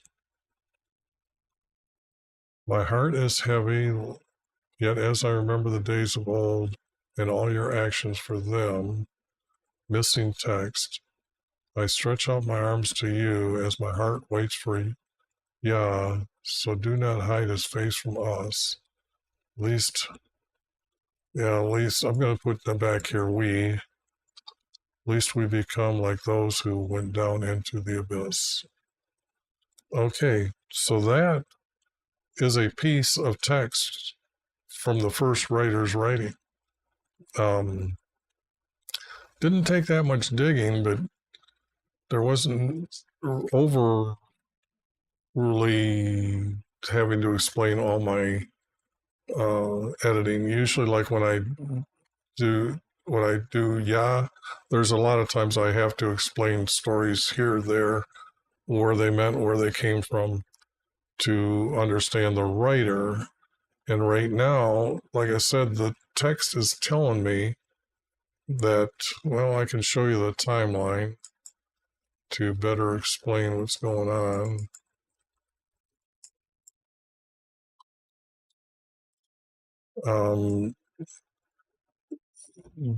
David is told right here, somewhere as he's getting older, that there's going to be, through his son's seed, he's going to be born. So there's, from that time forth is when they can use the word Yah. Now here's 60, here's 100 years, 117, 200 years, 300 years, and here is the words from the king that I showed you, how he's waiting for Yah. So of all the text, and we only have text from Judah's side, or yeah, the kingdom of Judah. They were against our Creator so much that there's not very many writings unless they're about the people themselves, these kings themselves. So we have a list of the kings. But how do I say that the years that this has to be happening? Because these people went on, these guys with the little letters, not this is a good king, this is a great king. Not only that is what he done. He was prophesied that he was going to burn their bones on the altar built by Jeroboam, and the temple itself that they built. But the thing here is these guys didn't believe our Creator. They were after power and wealth. And they went on to a goddess. They married the daughter of a female goddess. Let me show you that text. This, so you know why they were sent into captivity. Now, I told you about Israel doing that, but I don't have text as plain as what you see in Malachi 2, verse 11, where Judith, this means the kingdom, has married the daughter of a foreign god. And then down here we have Jeremiah, who's arguing with them how bad they are onto him. Where our forefathers, our kings, and our princes, well, this is priests. And then they are all down here burning their sacrifices to her. This is why, when you understand why are the good kings good and then why they're bad, because when the first bad guy really gets there is him in Judah, and he carved an image of his goddess and put it into his meeting room, which only means the priest could be evil. And it means at this time is when these guys were in so control of their practice over the female goddess, and they were rejecting the text that was written before them. They were gathering up the scrolls, rewriting it on manuscripts, and burning out everything else. And that's what I can prove by showing the first writers' formats are still hidden within their text. They've had to rewrite to the people that they knew at that time. So when they looked for the stories, they were just changing words here and there. But it was at this time that it really went to these, what I call mankind, under their practice of having this marry the daughter means that they meditate and have a sex with the so-called female goddess. If you've studied mythology, Athena sprang forth Zeus's forehead. So it means they were meditating, she came to him in the forehead, and what they did was because it's a repeatable practice, that's why they were doing this. They become known as mankind because once a year under their practice, a male's maleness retracts inside his body like an animal. And I know that might be sounding like I don't know what I'm talking about, but let me put it to you this way. This is the sun god that they married, and the daughter is hooked onto the moon goddess. And this is even in their temple today, but these are their images. And when I pull up this and show you that, where are these symbols? These are even in the sky as zodiac signs. So this is on the Vatican's wall, okay? If you read your text, it'll even say, make my feet like hinds' feet, okay? So I'm just not saying these things to say them, but now you know that the area where it was really bad, I don't see that in the text, but I see it before that. Would this be a king? Hear my prayer, listen to my petition. So what king would be able to, would I would say, write this? And there's going to be many here having a choice. It could be, it's got to be before him. And I think that some of the corruption is going to have to start here. Bad here, because all of a sudden when they were gone, he didn't have an army to protect them. So they were scattered. But here before then, so it's got to be from here, this group right here. Now we have Malachi. These would be the prophets that I'm thinking of at this time. Would be Malachi. Ezekiel would be here. I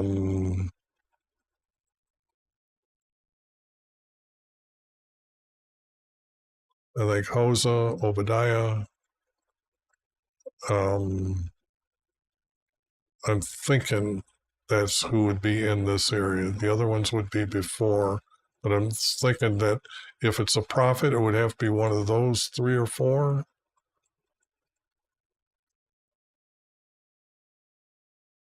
I am your servant would mean you're a prophet in your sight. Okay. So these are going to have to be words of a prophet. I don't know who, but I'm going to say words from a prophet. I talked myself into that because a king is also a servant.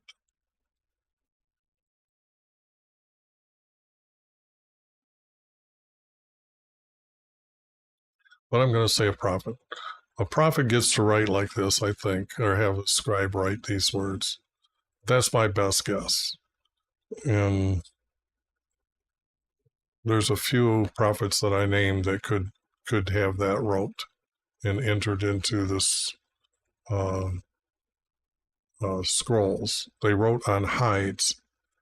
And even though that those guys were taking the text and putting into manuscripts, there were still the good guys, the good Israelis had the good scrolls yet, and they might have been transferring them into manuscripts themselves, and so they knew that the scrolls were going to be because they're so big that way on hides, where they could hide this text, because when you know that we have words from Daniel, Ezra, and many others that I'm trying to think, I can't really think off my head right now.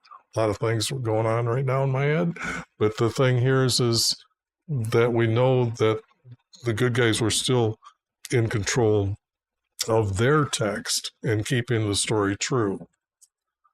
But at a certain point after Jesus's time, they went through and killed him and took all the writings, and this is the only thing we have today, just overpowered.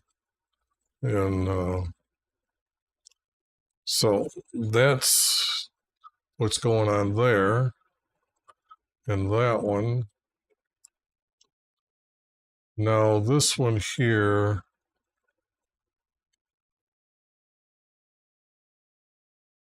oh boy. Why we came down and touched the mountains that they may smoke. Okay. Um, yeah, this one doesn't look good here. There's going to be a lot that you don't call our creator a rock. You don't call him,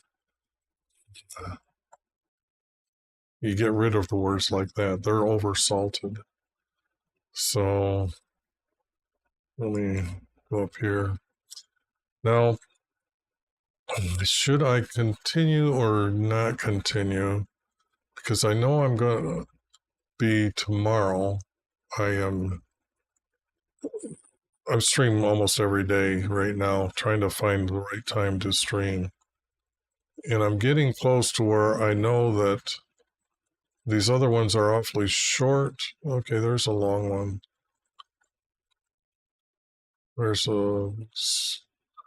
Yeah, because I'm pretty sure of my studying already because I've been doing this since 1988, I think.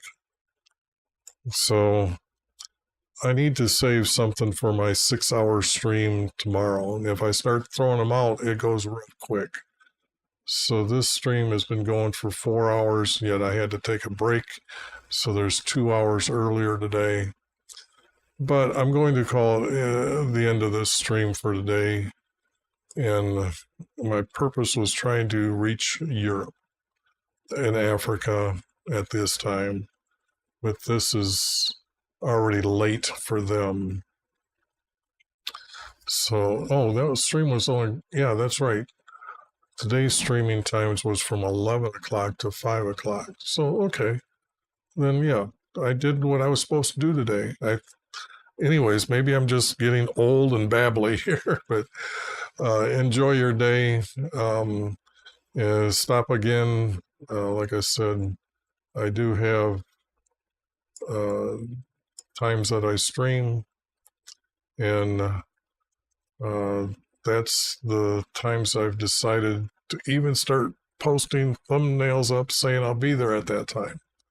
So other than that, there's much to teach about Jesus and to correct this text. A lot of people need a wake-up call and change their belief to a trust. And getting rid of all the oversalted words does that. Enjoy your day.